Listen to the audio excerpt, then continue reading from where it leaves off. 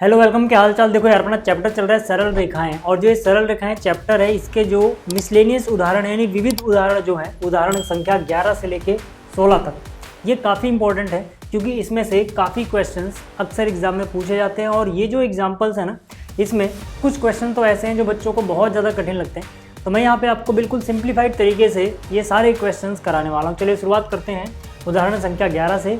और इस चैप्टर की पूरी प्लेलिस्ट आपको इस वीडियो के डिस्क्रिप्शन में मिल जाएगी, जिसमें इंट्रोडक्शन वाली वीडियो जरूर देख लेना, उसमें आपको सारे बेसिक कॉन्सेप्ट इस चैप्टर के मिल जाएंगे।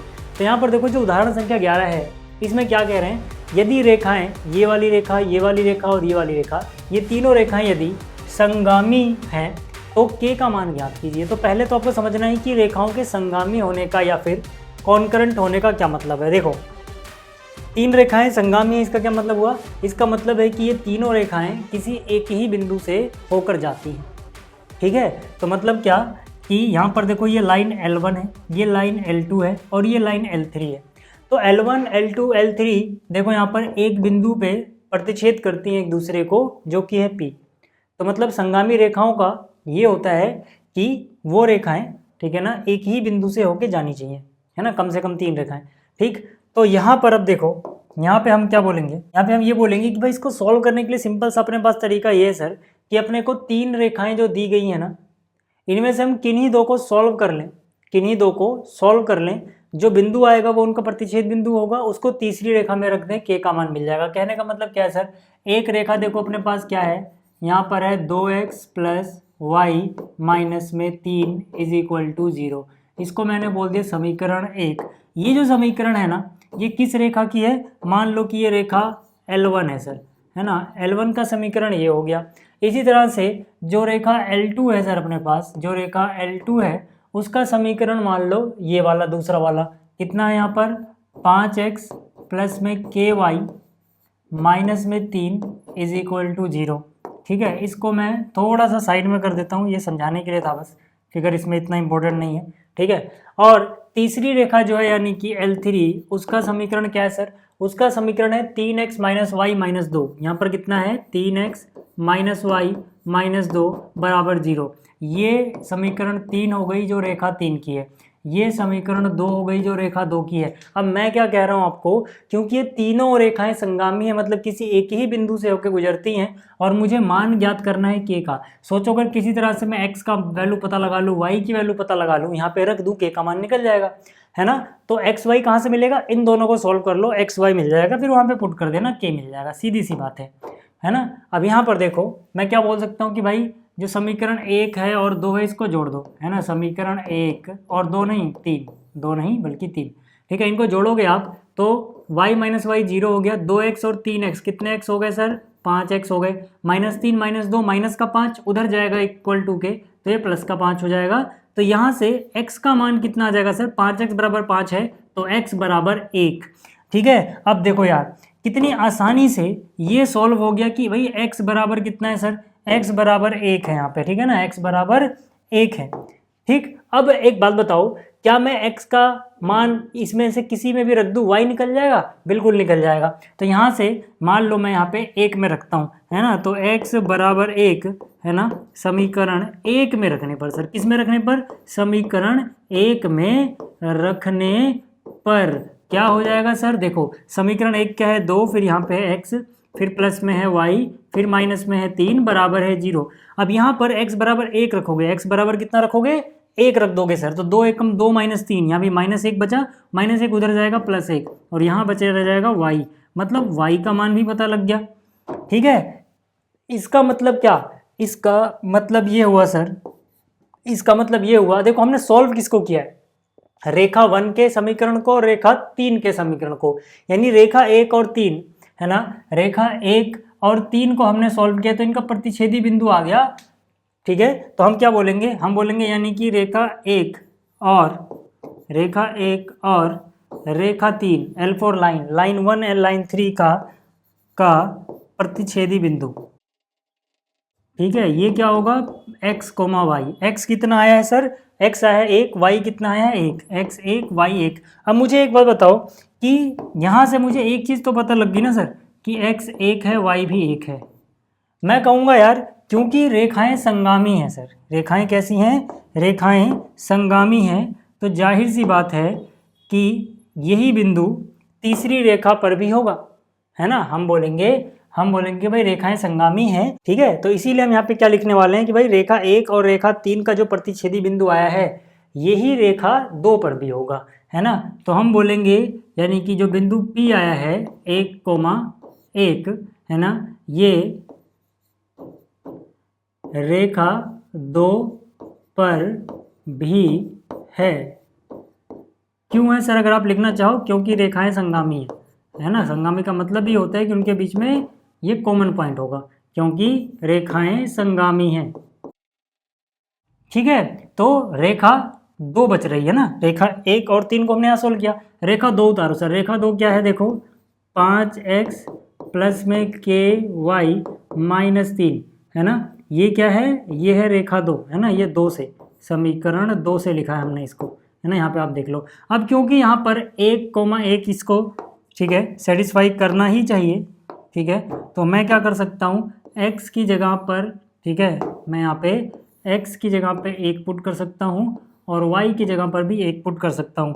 तो ये हो जाएगा 5 गुणा में 1 प्लस में k गुणा में 1 माइनस में 3, ठीक है, और बराबर 0 है सर। यहाँ बराबर 0 लिखना रह गया था, तो आप लिख लेना बराबर कितना है सर, 0, ठीक है। तो यहाँ से 5 में से 3 गया, 2 बचा, 2 उधर जाएगा -2, ठीक है। तो k का मान कितना आ जाएगा सर, -2। तो यहाँ से आप देख पा रहे हो कि अपने पास फाइनल सॉल्यूशन k बराबर -2 आ गया, ठीक है। तो उम्मीद करता हूँ कि ये वाला जो क्वेश्चन था आपको समझ में आ गया होगा। इसमें बस आपको 2 चीज़ें सीखने को मिल रही हैं। पहली क्या कि संगामी रेखा किसे कहते हैं, ठीक है, और दूसरी क्या कि अगर अपने पास 2 रेखाएं हैं, इनको हम सॉल्व करते हैं तो जो एक्स वाई का मान आता है ना, वो उस बिंदु के असलियत में x कोऑर्डिनेट और y कोऑर्डिनेट होते हैं जो इन दोनों रेखाओं के प्रतिच्छेद करने से बने, ठीक है।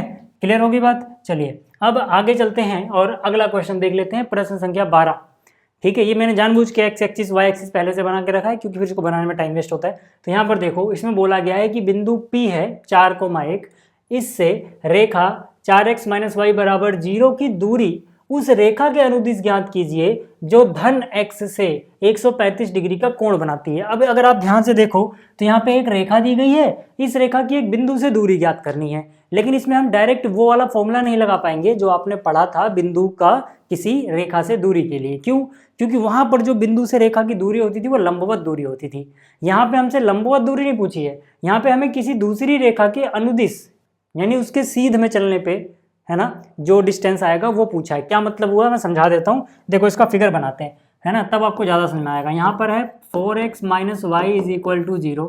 इसका मतलब मैं इसको थोड़ा अच्छे से लिखना चाहूँ y = mx + c वाले रूप में, तो y = क्या हो जाएगा, देखो -y बराबर -4x, माइनस से माइनस कट गया, ठीक है, और प्लस में चाहो तो आप 0 लिख सकते हो। इसको अगर आप कंपेयर करोगे y = mx + c, तो c आपको 0 मिल रहा है। c 0 होने का मतलब क्या है सर, ये ओरिजिन से पास करती है, क्योंकि ये क्या बताता है y के कितना ऊपर या कितना नीचे कट करेगी। ये तो 0 पे ही कट कर रही है ना, इसका मतलब यही तो होता है ना, y = mx + c वाली फॉर्म में पढ़ी थी, ठीक है, कि अगर रेखा ऐसे होगी तो मतलब ये c डिस्टेंस ऊपर काटा है। अब यहाँ पे c है ही नहीं, 0 है, तो इसका मतलब क्या है सर, इसका मतलब है कि जो रेखा है वो ओरिजिन से होती हुई जाती है, तो रेखा कुछ ऐसी होगी।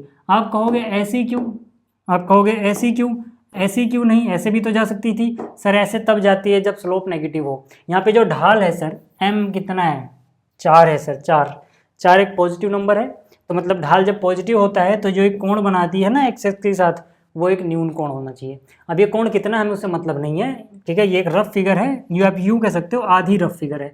मतलब कुछ तो हम ध्यान रख रहे हैं कि भाई ये कहाँ से होके जाएगी, लेकिन पूरा परफेक्ट एंगल वेंगल नहीं बना रहे, उतना चलेगा यहाँ पे। अभी हमें बस आइडिया लेना है कि कैसा दिखता होगा क्वेश्चन अगर हम फिगर बना के देखें तो ये वाली जो रेखा है ना, ये है ये y = 4x + 0 लिखने की जरूरत नहीं है, वो मैंने समझाने के लिए लिखा कि c 0 है, ठीक है। तो ये एक रेखा है। अब इस रेखा की दूरी निकालनी है 4,1 से, है ना, जिसका नाम है यहाँ पे p। तो x 1 2 3 4, मान लो x 4 है y 1 है, तो x 4 y 1 मान लो यहाँ पे कहीं है, ये है बिंदु p, x 4 है सर, y 1 है सर, x 4 है y 1 है। अगर ये सिंपल क्वेश्चन होता तो इतना हम तामझाम भी नहीं करते, हम कहते भाई परपेंडिकुलर डिस्टेंस ये इसका निकाल लो, रेखा का पॉइंट से दूरी, लेकिन ऐसा नहीं कर सकते हम। क्यों? क्योंकि क्वेश्चन में कहा है ना कि इसकी दूरी उस रेखा के सीध में निकालनी है जो x से धनात्मक x से 135 डिग्री का एंगल बनाती हो। मान लो थोड़ी देर के लिए समझने के लिए कि ये वाला कोण 135 डिग्री हो, थोड़ी देर के लिए ये वाला कोण 135 डिग्री हो। अगर ऐसा हो तो हम क्या करेंगे, हम कहेंगे भाई इस रेखा के अनुदिश नापना है, मतलब इस रेखा को उठा के तब तक आगे बढ़ाओ जब तक ये पॉइंट ना आ जाए। ठीक है, अब उसी चीज में बढ़ाया तो मतलब एंगल तो वही है सर, एंगल कितना है 135 ही है। धनात्मक x मतलब x के राइट साइड से नापोगे आप। ठीक है, तो यहां से जो कोण बना है ये है 135 डिग्री। ठीक है, और ये वाला जो बिंदु है सर, ये बिंदु है P। ठीक है, ये बिंदु क्या है, ये बिंदु है यहाँ पर P।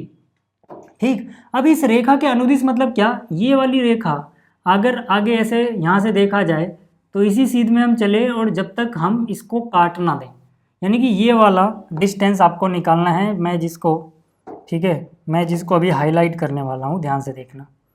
ठीक, मैं यहाँ पर हाईलाइट कर देता हूँ, ये वाला डिस्टेंस आपको निकालना है। ठीक है, अब जिसने इसको यहाँ पर जो काटा, अगर मैं इसका भी नाम दे दूँ कुछ सर, है ना, इसका भी कुछ नाम दे दूँ, मान लो B, इसका मैंने क्या नाम दे दिया, B नाम दे दिया सर, इसका मैंने क्या नाम दे दिया, B नाम दे दिया, और इसके निर्देशांक को बोल दिया x1 y1। तो मतलब मुझे इस B बिंदु को निकालना है। ठीक है, जो रेखा में पहले से यहाँ पे बताई गई है वो L1 मान लिया मैंने, इसको मान लो L2 मान ले रहा हूँ ऐसे ही नाम के लिए। ठीक है, तो ये जो है ये हमारी पहली रेखा हो गई, इसको बोल देते हैं समीकरण 1, y = 4x। ठीक है, अब मुझे बताओ कि ये वाला जो डिस्टेंस है सर, यही तो निकालना है मुझे इस बिंदु का इस रेखा से दूरी निकालनी थी, लेकिन उस रेखा के सीध में चलते हुए उस रेखा के अनुदिश जो x एक्सिस से धनात्मक दिशा से कितना डिग्री बना है, 135 डिग्री बना है। चलो ठीक है, मतलब मुझे यार पी भी निकालना है। तो अब देखो ये क्वेश्चन कितना आसान हो गया। आप अगर सिर्फ पी पे फोकस करो तो अगर आपको सोचो पी के कोऑर्डिनेट पहले से ही पता है और जो बी है इसका भी x1 y1 आप पता लगा लो, तो असलियत में रेखाखंड पी और बी की लंबाई ही तो निकालनी है आपको, है ना। तो अगर ये भी हमें पता लग जाए तो हो गया काम यार, यानी कि मुझे x1 y1 किसी तरह से पता करना है सर, x1 y1 किसी तरह से मुझे पता करना है। अब वो मैं कैसे कर सकता हूँ, बस ये देखना है मुझे। समझ में आ रही बात, यहाँ तक चीज़ें क्लियर हैं। अब देखो, अब हम x1 y1 निकाल कैसे सकते हैं, उसका निकालने का आसान सा तरीका है। अभी आपने थोड़ी देर पहले देखा था जब मैंने आपको बताया कि इसमें आपने दो चीज़ें सीखी थी, है ना। एक तो था संगामी रेखा का मतलब, दूसरा क्या था कि अगर हम दो रेखाओं को सोल्व करते हैं जो x और y आता है उनका सोल्व करके, ये उनका प्रतिच्छेदी बिंदु होता है। यही कॉन्सेप्ट यहाँ पर भी तो लागू होना चाहिए कि सोचो अगर इस रेखा की समीकरण और इस रेखा की समीकरण को हम सॉल्व करेंगे तो ये जहाँ पे काट रही हैं वो बिंदु हमें मिल जाएगा और वही बिंदु हमें चाहिए। और जैसे ये बिंदु मिलेगा भाई दूरी सूत्र का प्रयोग करना है आपको बीपी निकालने के लिए, है ना। इस बिंदु का वहां से दूरी क्या है, बीपी ही तो है। तो मतलब क्या करना, मुझे इस रेखा और इस रेखा के समीकरण को सोल्व करना है। लेकिन दिक्कत क्या है सर, इसका तो समीकरण अपने पास है लेकिन इसकी समीकरण अभी अपने पास नहीं है, तो पहले हमें L2 का समीकरण निकालना होगा। ठीक है, हम बोलेंगे रेखा बीपी का ढाल, पहले ढाल निकाल लो। इसको अगर मैं m बोल दूं तो ढाल क्या हो जाएगा, ढाल होता है tan थीटा, थीटा है 135 डिग्री, यही हो जाएगा ना। तो ढाल क्या हो गया सर, ठीक है, ढाल क्या हो गया सर, m बराबर ये हो जाएगा tan 180 - 45 डिग्री। ढाल निकालना क्यों जरूरी है भाई, इस रेखा का ढाल निकाल लोगे m, एक बिंदु पता ही है तो समीकरण निकल जाएगा ना। समीकरण निकलेगा तभी तो इनका प्रतिच्छेदी बिंदु निकाल पाओगे। तो m बराबर क्या हो जाएगा, ये tan 180 - थीटा क्या होता है, -tan थीटा, यानी -tan 45 डिग्री, यानी कितना हो जाएगा -1। ठीक है, यहाँ माइनस भी है याद रखना। तो m का मान आ गया -1। ठीक है, m का मान कितना आ गया, -1 सर, m का मान कितना आ गया, -1। थोड़ा जगह बना के चलते हैं नहीं तो बाद में बहुत दिक्कत होती है यार। ठीक है, m का मान आ गया -1। समझ में आ रहा है क्या यहाँ तक।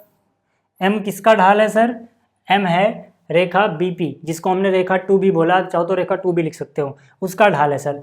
तो क्या अब मैं रेखा 2 का यानी कि बीपी का समीकरण लिख सकता हूँ, बिल्कुल। तो मैं यहाँ पे बोलूँगा बीपी यानी कि रेखा 2 का समीकरण। सर कैसे लिखूँगा सर, इसका समीकरण मैं कैसे लिख सकता हूँ, इसका समीकरण मैं लिख सकता हूँ, मुझे इस पर एक बिंदु पता है, इसको x1 y1 बोल दो, है ना। अब ये मत कहना कि हमने इसको x1 y1 बोल रखा है, चलो इसको कुछ और नाम दे देता हूँ यार, नाम ही तो देना है, तो इसको मैं x डैश y डैश बोल देता हूँ, ठीक है। x1 y1 थोड़ी देर के लिए इसको मानो, क्योंकि हमें ये पता है और ढाल पता है। तो इसका समीकरण क्या हो जाएगा, इसका समीकरण हो जाएगा सर, इसका समीकरण हो जाएगा y minus y1 is equal to m है इसका स्लोप यानी ढाल, और x माइनस x1। अब आपको क्या करना है, इसको x1 की तरह ट्रीट करना है और इसको y1 की तरह ट्रीट करना है। अभी जब हम ये यहाँ पे रख रहे हैं इसकी बात कर रहा हूँ। तो y minus y1 sir, y1 कितना है 1 है, इक्वल टू ढाल सर, ढाल है -1, तो यहाँ लिख दोगे -1, x माइनस x1 है सर, x1 कितना है जनाब 4, तो यहाँ पे 4 लिख दो ना यार। यहाँ तक बात समझ में आ रही है क्या? आगे चलते हैं, देखो इसको सॉल्व करोगे, -1 गुणा में x -x होगा, -x इधर लाओगे +x बन जाएगा, y पहले से, ये पहले x और y वाली टर्म निपटा दो यार, लिख दिया हमने। अब आगे बात करते हैं इसके। अब यहाँ पे हम क्या करेंगे, -1 गुणा -4, प्लस का 4 होता है, और ये -1 उधर जाएगा प्लस में जाएगा, +4 +1 यानी प्लस का 5, यानी इस तरफ क्या आ जाएगा सर, प्लस का 5। क्या ये आपको रेखा 2 का समीकरण मिल गया? ये रेखा 2 का ही समीकरण है, इसको बोल देते हैं समीकरण 2। ये असलियत में क्या है, रेखा 2 का समीकरण है। यहाँ चाहो तो लिख दो कि ये किसका समीकरण है, रेखा 2 का समीकरण है, वैसे मत लिखो, हटाओ, फिर इसमें कन्फ्यूज आओगे, ठीक है ना। ये बात समझ में आ गई। अब मुझे एक बात बताओ, रेखा 2 का समीकरण ये रहा, रेखा 1 का समीकरण ये है, y बराबर, देखो ना, रेखा 1 में क्या है, y बराबर 4x है सर। ये कहाँ से लिखा आपने, समीकरण 1 से, तो y बराबर 4x इसमें रख दो, y बराबर क्या है 4x है, इसमें रख दो ना। तो इसमें रखोगे तो हो जाएगा x प्लस y था, y की जगह हम क्या लिख सकते हैं, इस y की जगह क्या हम 4x लिख सकते हैं, हाँ, है ना। तो y की जगह, इस y की जगह 4x लिख दिया सर, बराबर 5x होता है क्या, बिल्कुल। इसका क्या मतलब हुआ, ठीक है, अरे 5x नहीं है, बराबर 5 है, ठीक है। अब क्या मैं यहाँ पे बोल सकता हूँ 4x और 1x 5x बोल सकता हूँ ना, हाँ देखो ना, 4x और 1x कितने x हो गए, 5x, 5x बराबर 5 है, तो मतलब x बराबर 1 आ जाएगा, x बराबर 1 आ जाएगा, बिल्कुल x बराबर 1 आ गया, x बराबर 1 आ गया। अब ये x क्या है सर, ये x क्या है सर, ये x है, ये x डैश y डैश है ना। यहाँ चलो यहाँ पे x ही आ रहा है ना, तो उसको x डैश y डैश छोड़ो, x y ही मानो, ठीक है। तो x बराबर 1 आ गया, क्योंकि अभी हम प्रतिच्छेद निकाल रहे हैं ना, तो समीकरण में तो x y यूज हुआ है, इसलिए मैंने वही मान लिया उसका, ठीक है। तो यहाँ से x बराबर 1 आ गया सर, y का और मान निकालना है ना। याद रहे, जिन दो समीकरण को हम सोल्व कर रहे हैं उन्हीं का प्रतिच्छेदी बिंदु ये होता है। अब हम इन्हीं दोनों को सोल्व कर रहे हैं ना, तो इसका ही तो प्रतिच्छेदी बिंदु आएगा।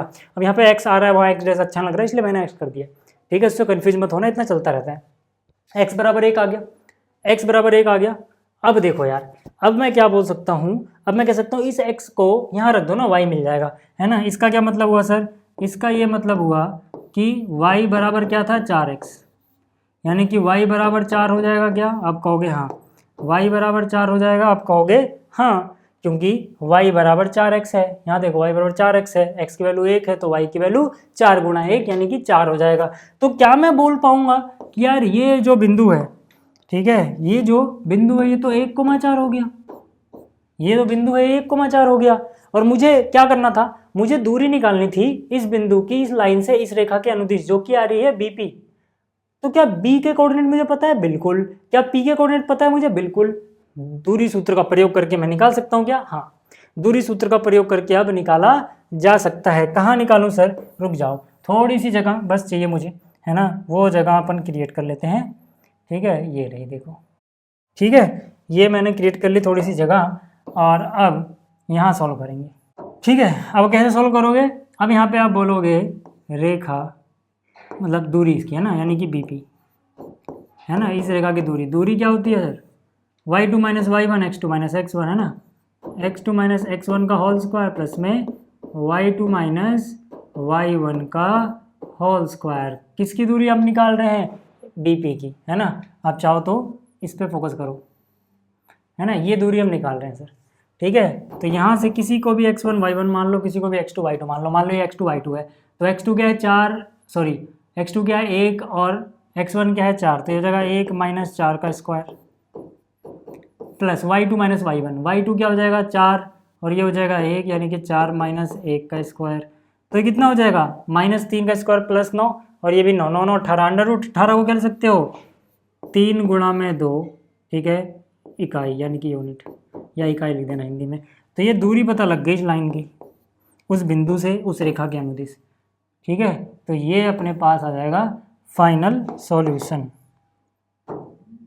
ठीक है। उम्मीद कर रहा हूँ कि किसी को इसमें दिक्कत तो नहीं होगी भाई, इसमें तो कोई दिक्कत नहीं होगी। मैं पहले समझा चुका था कि बीपी है वो चीज़ जो हमें निकालनी है, और बीपी में अब बी पता लग गया, पी पता लग गया, दूरी सूत्र लगाना है बीपी के बीच में, निकल जाएगा आपको, ठीक है। थोड़ा और अगर आप क्लियरिटी रखना चाहते हो तो यहाँ पे लिख देना अभीष्ट दूरी, है ना, मतलब जिस दूरी की बात की जा रही है वो ये है, ठीक है। अभीष्ट दूरी क्या है, बीपी, ठीक। चलिए अब बात कर लेते हैं अगले क्वेश्चन की। जो ये अगला क्वेश्चन है सर, ठीक है, इसको समझो, आसान सा है भी, बस लैंग्वेज समझनी पहले आपको। इसमें क्या कह रहा है, इसमें कह रहा है कल्पना करते हुए कि सरल रेखाएं बिंदु के लिए दर्पण की तरह कार्य करती हैं।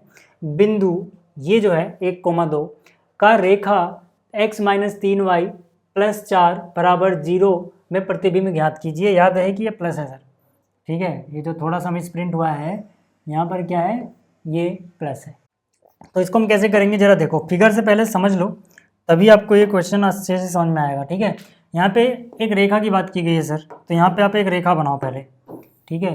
ये रेखा, ठीक है, जो आपको नज़र आ रही है, समझ लो अगर एक दर्पण की तरह काम करे, ठीक है, जो प्लेन मिरर होता है, समतल दर्पण, उसकी तरह ये काम करे। रेखा का समीकरण क्या दिया गया है सर, x - 3y + 4 = 0, यानी कि यहाँ पर x - 3y + 4 = 0, है ना। ये रेखा मान लो L1 है, ये मान लो किसी दर्पण की तरह अगर काम करे किसी बिंदु के लिए, है ना। बिंदु यहाँ पर अपने को बताया गया कितना है, बिंदु जो है वो है 1,2, ठीक है। तो मान लेते हैं कि ये जो बिंदु है इसको मैं A बोल रहा हूँ, 1,2, ठीक है। अब देखो अगर यहाँ पर, ठीक है, इस तरफ मान लो पॉलिश्ड सरफेस है, जिधर बिंदु उधर चमकदार सरफेस है, तभी इसकी इमेज बनेगी। तो यहाँ अगर मान लो आप खड़े हो बिंदु की जगह, तो आपकी इमेज यहाँ कहीं बनेगी, है ना, बनती हुई प्रतीत होगी, क्योंकि आभासी इमेज बनाता है, ठीक है। तो यहाँ खड़े हो तो यहाँ कहीं बनती हुई प्रतीत होगी सर। तो मान लेते हैं कि ये जो इमेज बन रही है A की वो है B, और इसके निर्देशांक हैं h, k, इसके निर्देशांक क्या है, h, k। तो जाहिर सी बात है, ठीक है, कि अगर मैं A और B को यहाँ से मिलाऊं तो जो यहाँ बिल्कुल बीचों बीच ये बिंदु आएगा, ये वाला जो बिंदु होगा वो बिल्कुल AB के बीचों बीच होगा, जिसको मैं बोल देता हूँ, चलो ये P है सर, है ना। और इसके निर्देशांक मैंने बोल दिए x', y'। एक बात याद रखना सर, प्लेन मिरर की क्या प्रॉपर्टी है, देखो क्वेश्चन समझ में आ गया ना, कि ये जो रेखा है ये एक समतल दर्पण की तरह काम कर रही है, इसके सामने अगर कोई बिंदु हो तो इसकी जो इमेज बनेगी, ठीक है ना, यहाँ पर वो क्या होगा, मतलब जो प्रतिबिंब बनेगा इसका, उसका निर्देशांक क्या होगा, यानी कि मुझे h और k पता लगाना है, पता लग जाएगा, ठीक है। अपना मकसद क्या है, h और k पता लगाना, ठीक। तो यहाँ से देखो सीधी सी बात यह है सर कि पहली बात आपको याद रखनी है कि आपने दर्पण के बारे में थोड़ा बहुत तो पढ़ा होगा, है ना, कि जो प्लेन मिरर होता है उसमें जो दर्पण है उससे वस्तु की दूरी यानी बिंब की दूरी, जिसको हम u भी बोलते हैं, ठीक है, वो बराबर होता है यहाँ से प्रतिबिंब की जो दूरी है, जिसको हम v बोलते थे, u = v होता था प्लेन मिरर के केस में, याद आ रहा है ना आपको, ठीक है। तो वही चीज़ है, इसका मतलब क्या कि PA जो होगा वही PB होगा, पहली बात तो ये। दूसरी बात आप याद रखना, है ना, मिरर की प्रॉपर्टी है कि अगर आप इसके सामने खड़े हो, जो आपकी इमेज बन रही है ना, बिल्कुल इसके सामने से आगे खड़े हो गए तो ये लंबवत होगा सर, यानी कि यहाँ पे 90 डिग्री बनेगा। वो लाइन जो आपको और आपकी इमेज को ज्वाइन करेगी, आपके प्रतिबिंब को ज्वाइन करेगी, और ये दर्पण, ये लंबवत होंगे, यानी ये कोण 90 डिग्री का होगा। इतना आपको पता होना चाहिए, थोड़ा साइंस भी यहाँ पे यूज़ हो रहा है, उसके बाद आप इस क्वेश्चन को कर पाओगे। देखो कैसे करेंगे अब बात करते हैं। मैं यहाँ पे क्या बोल सकता हूँ, मैं यहाँ पे बोल सकता हूँ कि माना जो बिंदु A है, जिसको यहाँ पे 1,2 बोला गया है, 1,2 का प्रतिबिंब जो है ना सर, इसका जो प्रतिबिंब यानी कि जो इमेज है वो क्या है, वो बिंदु B है, जिसका कोऑर्डिनेट क्या बताया गया, h,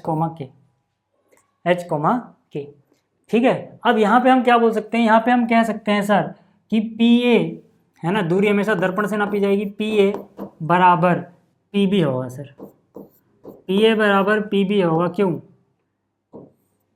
ठीक है। समतल दर्पण में जितनी दूरी दर्पण की वस्तु से होती है उतनी ही वस्तु की प्रतिबिंब से होती है, मतलब दर्पण की प्रतिबिंब से होती है, ये हमने पढ़ा हुआ है ना। तो इसमें आप सिंपली लिखना कि समतल दर्पण का नियम, बस, ज़्यादा कुछ आपको यार अभी साइंस नहीं कर रहे हो तो इतने टीचर समझ जाएंगे समतल दर्पण का नियम। भाई इसका नियम है कि जितनी दूरी पे वस्तु रखोगे उतनी ही पीछे आभासी इमेज बनती हुई प्रतीत होगी। ठीक है, तो इसलिए दोनों चीज़ें बराबर हैं। इसका मतलब क्या हुआ सर? इसका मतलब है कि जो P है, जो बिंदु P है वो AB का मध्य बिंदु है। बस हम यही प्रूफ करना चाहते थे, P AB का मध्य बिंदु है। इससे क्या फ़ायदा होगा सर?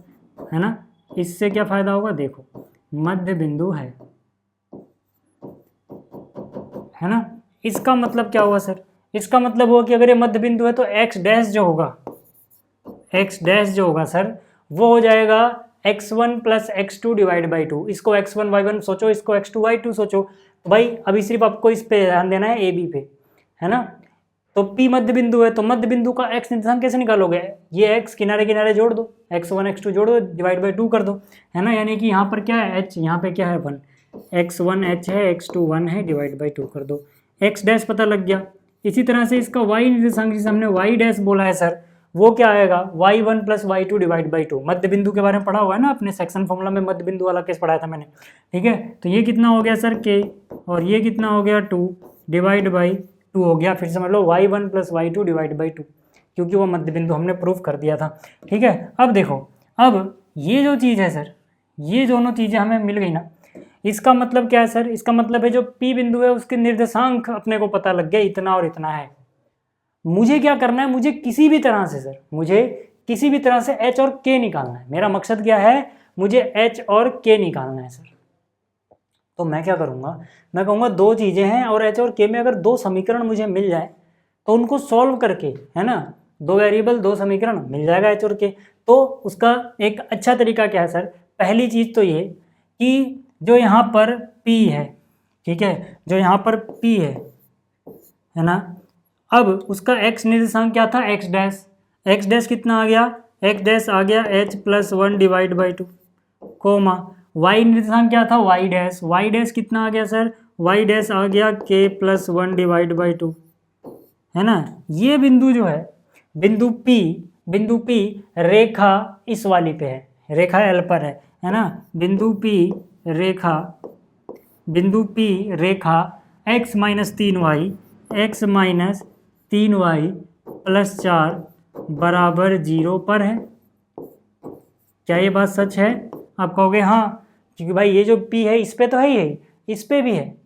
अब इस पे होने से क्या फ़र्क पड़ेगा? इस पे होने से फ़र्क पड़ेगा कि ये जो बिंदु P है वो इसको सेटिस्फाई करेगा, यानी x की जगह x डैश रख सकते हो या फिर x डैश की वैल्यू ही रख दो सीधा, है ना। तो यहाँ पे x की जगह ये रख सकते हैं, y की जगह ये रख सकते हैं, क्योंकि ये जो बिंदु है ये उसी रेखा पे है ना। तो या तो दो स्टेप में करो, पहले x या x डैश, y की जगह y डैश रखो, या डायरेक्ट यार x डैश की वैल्यू y डैश की वैल्यू पुट कर दो, है ना। तो यहाँ से हम बोल सकते हैं कि भाई इसका मतलब अगर इसको सेटिस्फाई करेगा तो x की जगह क्या आ गया? x डैश की वैल्यू जो कि है h प्लस 1 डिवाइड बाई 2, फिर माइनस क्या है सर? 3y है सर। y की जगह क्या लिख सकते हैं सर? ये लिख सकते हैं k प्लस 1 डिवाइड बाई 2, फिर प्लस में क्या है सर? 4 है सर, बराबर में कितना है सर? 0। इतनी बात समझ में आ गई क्या आपको? इतनी बात समझ में आई? यहाँ से एक समीकरण मिल जाएगा h और k में। अब देखो इसको सॉल्व करना आसान है। सॉल्व करने के लिए इसको हम क्या करेंगे?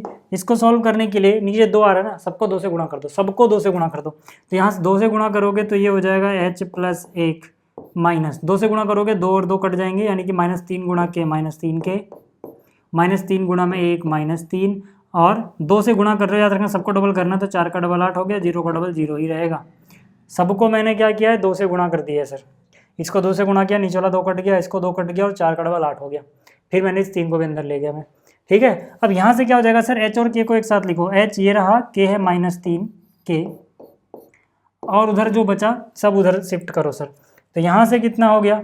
ठीक है, यहाँ से देखो कितना हो गया। ठीक है, एक चीज़ है और याद रखना, k प्लस 1 नहीं था, k प्लस 2 था, वो गड़बड़ी हो गई है। k प्लस 2 था सर, तो 3 गुणा में 2 6 आएगा।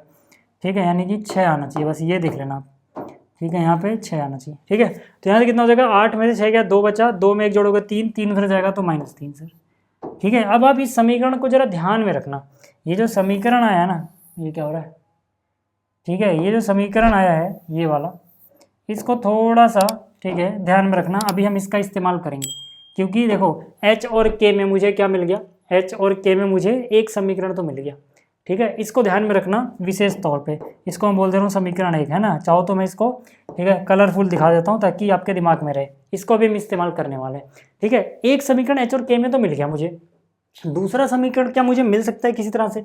अगर मैं चाहूँ तो यहाँ पे कोई और समीकरण एच और के में मैं ला सकता हूँ क्या? अगर मैं ले आया तो एच और के मिल जाएंगे मुझे उन दोनों को सॉल्व करके। तो देखो उसका तरीका क्या है सर, आप आगे क्या कर सकते हो, यहाँ पे ध्यान से देखना, यहाँ पे कर रहा हूँ मैं। इसके बाद यहाँ पे आप ये कह सकते हो कि यार ये लंबवत भी तो है, इसका मतलब अगर देखो, इसका मतलब लाइन 1 के स्लोप को अगर मैं m1 बोल दूँ, और जो ये पिंक वाली लाइन दिख रही है यानी कि लाइन सेगमेंट दिख रहा है BP रेखाखंड, इसका मैं m2 बोल दूँ ढाल, तो दोनों का ढाल अगर m1 m2 है, एक का m1 एक का m2, तो ये दोनों लंबवत भी हैं, तो गुणा करके -1 आएगा, वहाँ से मुझे दूसरा समीकरण मिल जाएगा। कैसे, ध्यान से देखो।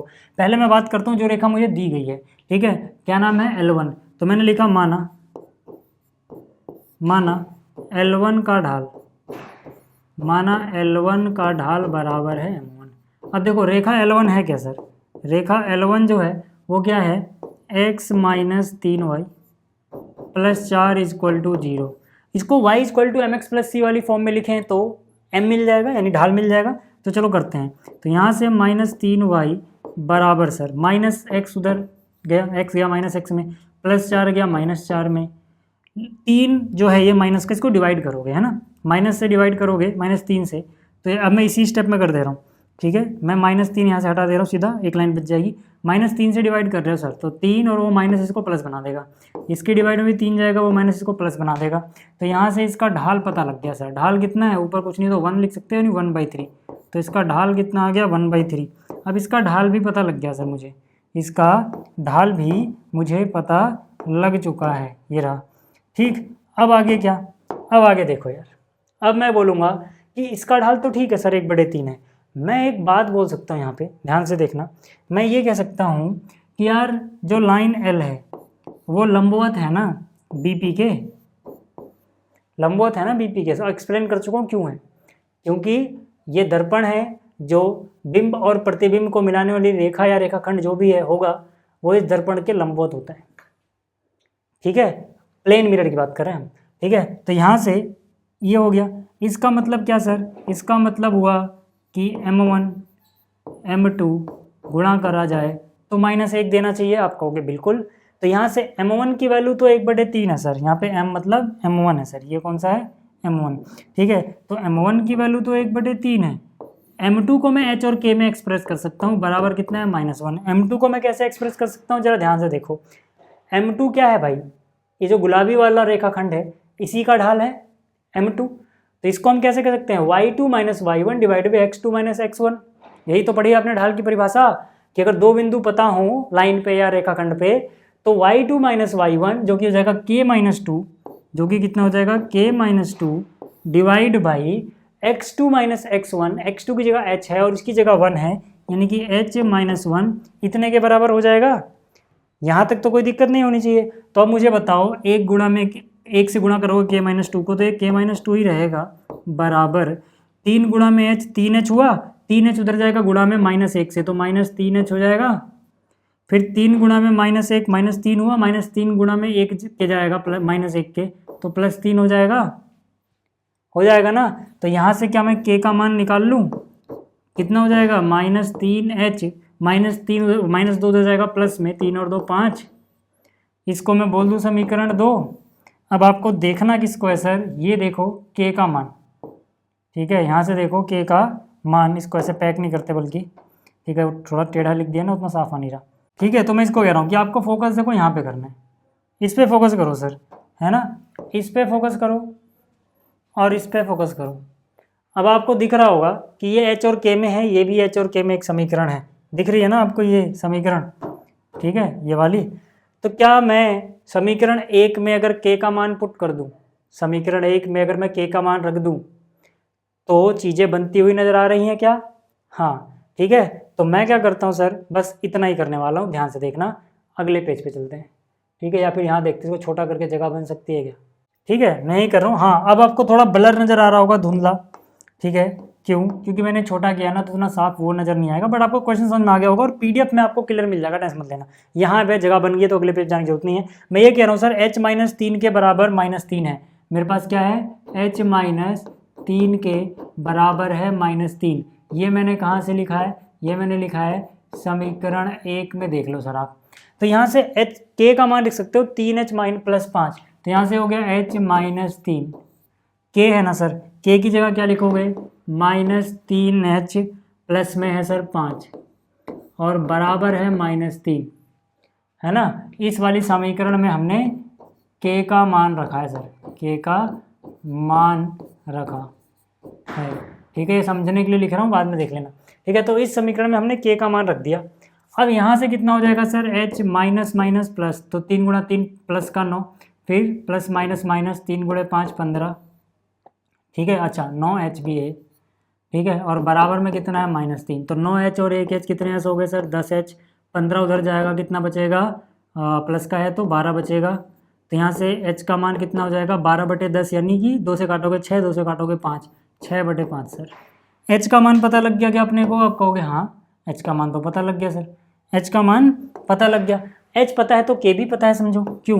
क्योंकि k अपने को पता है ना सर, k क्या है -3h + 5, तो ये है -3h प्लस में 5।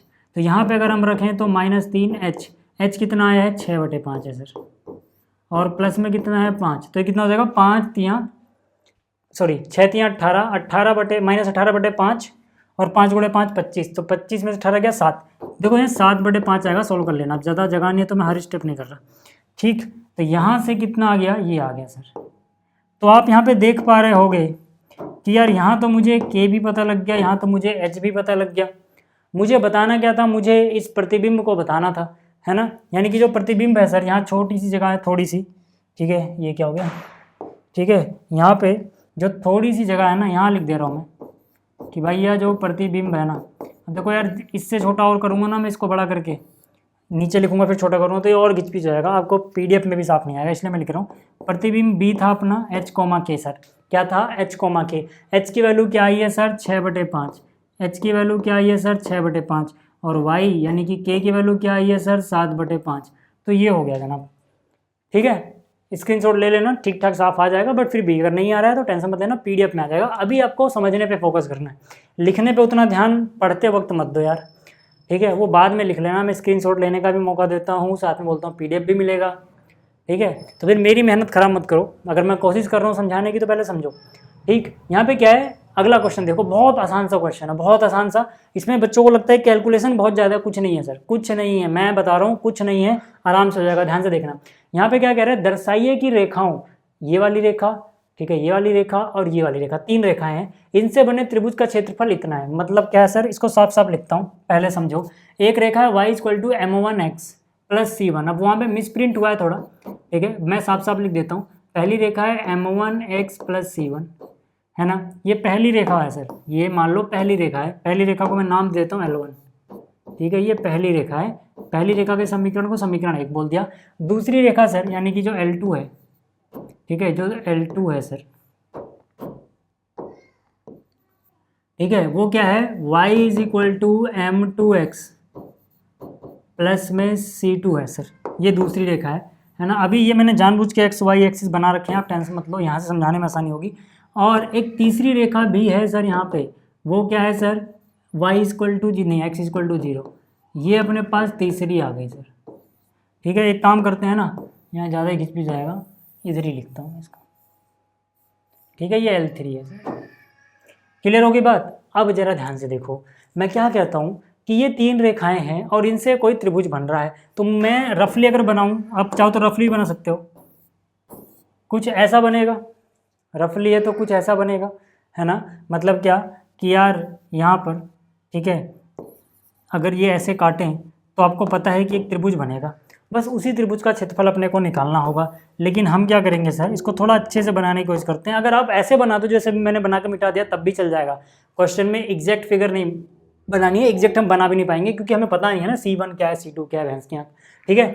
तो अपन रफ ही बनाएंगे, बट रफ को थोड़ा अच्छा करने की कोशिश में एक्स एंड वाई एक्सिस मैंने ड्रॉ कर दिया। देखो मैं क्या बोलूँगा, मैं कहूँगा कि यार एक चीज़ तो मुझे पता है कि x = 0 तो y एक्सिस ही होता है, भाई ये देखो ना ध्यान से, x इक्वल टू 0 क्या चीज़ की निशानी है कि ये वाई एक्सिस की बात की जा रही है। x इक्वल टू 0 हमेशा कहाँ मिलेगा, वाई एक्सिस पे। तो एक रेखा जिसको मैं L3 बोल रहा हूँ वो तो खुद वाई एक्सिस ही हो गया, वो तो खुद वाई एक्सिस ही हो गया सर। तो इसका मतलब क्या है, ठीक है, इसका मतलब क्या है सर, इसका मतलब है देखो ये जो चीज़ है ना, ये तो अपनी एक रेखा ही हो गई, ये गुलाबी, ठीक है ना, इसको मैं बल्कि अलग कलर से बनाता हूँ, वाइट रेखाओं को मैं वाइट बनाऊंगा, ठीक है, जिन रेखाओं की बात की गई है। तो मतलब एक रेखा तो हमें वाइट वाली ही मिल गई, जिसे मैं बोल रहा हूँ L3। मैंने यहाँ पे मेंशन किया हुआ है कि मैंने किसको L3 बोला है, टीचर यहाँ समझ सकते हैं। अगर वहाँ पे आप मेंशन कर रहे हो, यहाँ पे मेंशन कर रहे हो, चलेगा, ठीक है। तो ये तो वाई एक्सिस ही हो गया। अब मैं कहूँगा कि चलो रेखा 1 और रेखा 3 जहाँ पे काटेंगी वो बिंदु कौन सा है ना, क्योंकि जैसे अभी ये 3 रेखाएं ऐसे काटेंगी तभी तो मुझे ट्रायंगल मिलेगा। तो मैं उसके लिए क्या करूँगा, मैं बोलूँगा कि चलो रेखा 1 और रेखा 3 को सॉल्व करते हैं। तो मैं बोलूँगा x बराबर 0, जो कि मैंने रेखा 3 से उठाया, ठीक है, समीकरण 1 में रखने पर, है ना, यानी कि रेखा 1 में रखने पर,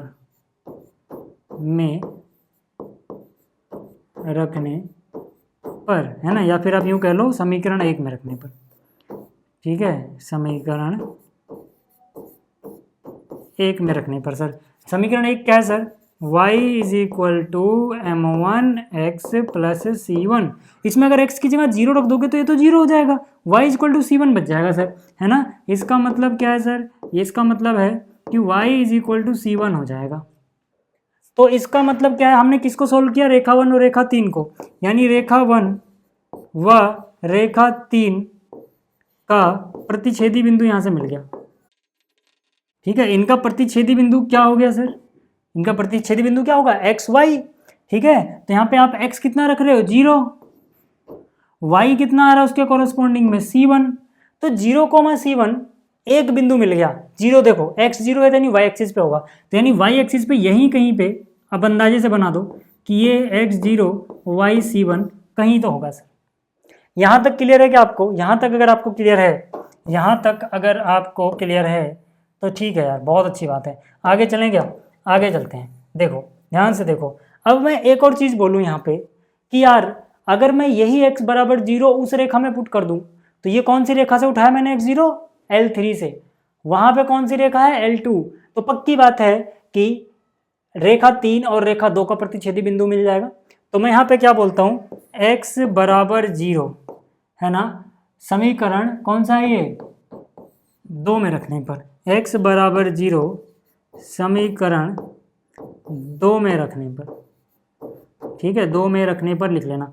तो क्या हो जाएगा सर, ये y इक्वल टू, मैं सीधा लिख रहा हूँ, देख रहे हो, x बराबर 0 रखोगे ये पूरा 0 हो जाएगा, y की वैल्यू क्या मिल जाएगी सर, y की वैल्यू क्या मिल जाएगी सर, c2, y की वैल्यू क्या मिल जाएगी, c2, यानी y हो गया c2।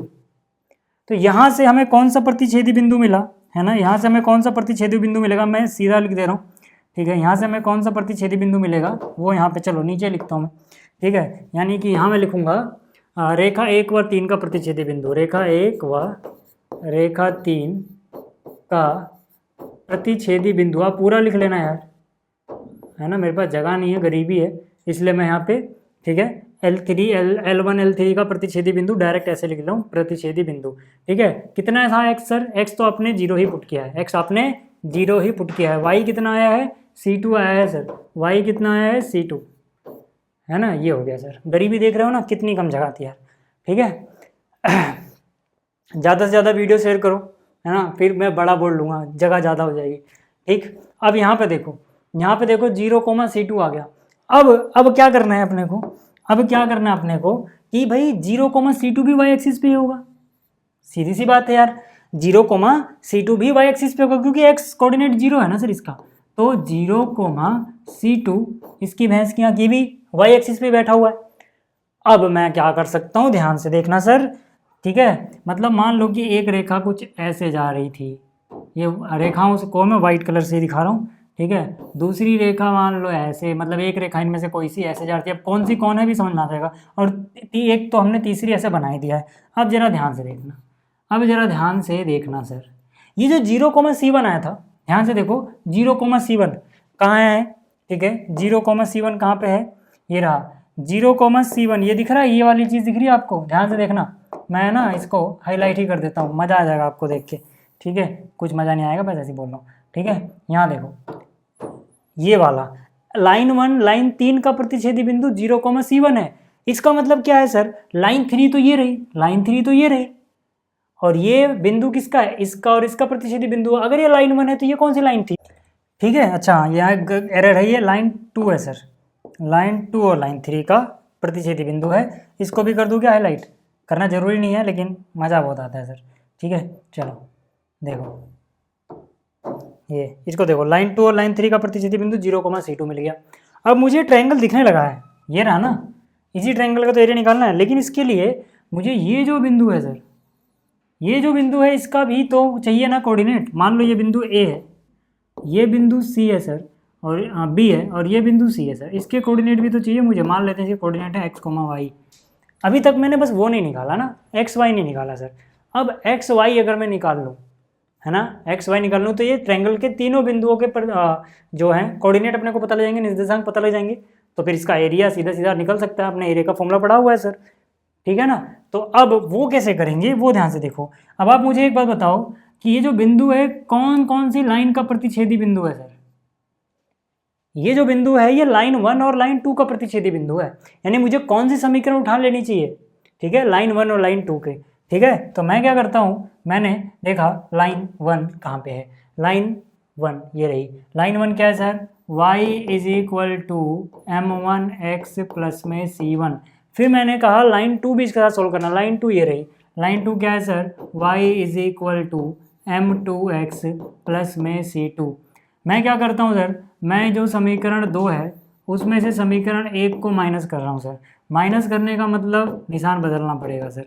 ठीक है, यहाँ पे आ जाओ, y माइनस वाई तो 0 हो गया। ठीक है, यहाँ से x कॉमन आ जाएगा, अंदर बचेगा m2 माइनस m1, तो यानी कि m2 माइनस m1 x आ गया सर कॉमन। ठीक है, प्लस यहाँ c2 माइनस c1, यहाँ क्या बच जाएगा, c2 माइनस c1। बताओ यहाँ तक कोई दिक्कत नहीं, कोनो दिक्कत नहीं। आगे चलते हैं, आगे चलोगे ये माइनस में आएगा इधर, है ना। इसको लेके आओगे ना भैंस के अंक लेफ्ट में, तो किस में आएगा, ये माइनस में आएगा। माइनस में आने का मतलब क्या है, बाहर माइनस लिखो या फिर इनको बदल दो, m1 माइनस m2 कर दो। m2 माइनस m1 की जगह m1 माइनस m2 कर दिया, इसको शिफ्ट कर दिया इधर, बराबर उधर क्या है सर, c2 माइनस c1 है, c2 माइनस c1 है। अब यहाँ से x का मान निकल गया ना साहब, ये x का मान कितना, c2 minus c1 divide by this m1 minus m2। ये तो मस्त चीज़ मिल गई मुझे। क्या मिल गया सर, ये मिल गया x। किसका x है सर, 3 वाले का। ठीक है ना, किसका x है ये, किसका x है ये, किसी का भी, हमें क्या फर्क पड़ता है। ठीक है, हमें तो यहाँ पर इसका इस्तेमाल करना है यहाँ के लिए। ठीक है, तो x क्या आ गया, x कोऑर्डिनेट, जिसको मैं x3 भी कह सकता था। हर जगह x है सर, लेकिन कॉरस्पॉन्डिंग में ये x इस लाइन के लिए था, ये x इस लाइन के लिए, तो ये x मतलब इन दोनों को सोल्व करके जो x आया। ठीक है, अब आगे बात करते हैं y कैसे निकालेंगे। ठीक है भाई, बीच में कॉल आ गया था इसलिए कट करना पड़ा। देखो यहाँ पर, ठीक है, यहाँ पे हम क्या कर सकते हैं, y निकाल सकते हैं सर। y कैसे निकालोगे भाई, इन्हीं दोनों इक्वेशन को सोल्व किया ना, तो इनमें से किसी एक में पुट कर दो, ये x की वैल्यू y निकल जाएगा सर, है ना। तो y मतलब क्या, देखो यहाँ से y इज इक्वल टू कितना है, किसी एक में पुट करो, मान लो 1 में पुट कर दे रहा हूँ, तो y इज इक्वल टू क्या है सर, m1x, x की जगह यहाँ पे वैल्यू पुट करना, प्लस में c1। यही है ना सर, पहली इक्वेशन को उठा लिया मैंने। अब आप क्या करोगे, देखो ध्यान से देखो, x की वैल्यू ये है यहाँ पर, है ना, c2 minus c1 divide by m1 minus m2, यही है ना, यही तो है। तो हम क्या बोलेंगे, यहाँ से y का मान निकालना बहुत आसान है, m1 को अंदर ले जाओ, m1 c2 हो जाएगा, ये क्या हो जाएगा, m1 c2, फिर क्या हो जाएगा माइनस में m1 c1। अब ये जो डिवाइड में है ना, सिर्फ इसके डिवाइड में, इसके डिवाइड में तो है ही नहीं, तो इसको इससे गुणा करो, सबके डिवाइड में आ जाएगा वो, है ना। तो यानी कि m1 c1, तो कितना हो जाएगा ये m1 c1, और minus plus minus m2 c1, क्या हो जाएगा ये m2 c1, और नीचे अब सबके नीचे क्या आ जाएगा, m1 माइनस में m2। तो यहाँ से आपको y मिलता हुआ दिख रहा होगा सर, यहाँ से देखो, यहाँ से आपको y मिलता हुआ दिख रहा है। कितना है सर y, देखो इसमें से ये करो, 0 हो जाएगा इन दोनों को जोड़ने पे, या फिर आप कह लो इसमें से ये घटा दिया। ठीक है, तो ये 0 हो गया। यहाँ क्या बचा, m1 c2 minus m2 c1 divide by m1 minus m2। अब मुझे बताओ कि यार यहाँ पे तो y भी पता लग गया एक तरह से, है ना, यहाँ पर तो y भी पता लग गया यहाँ से।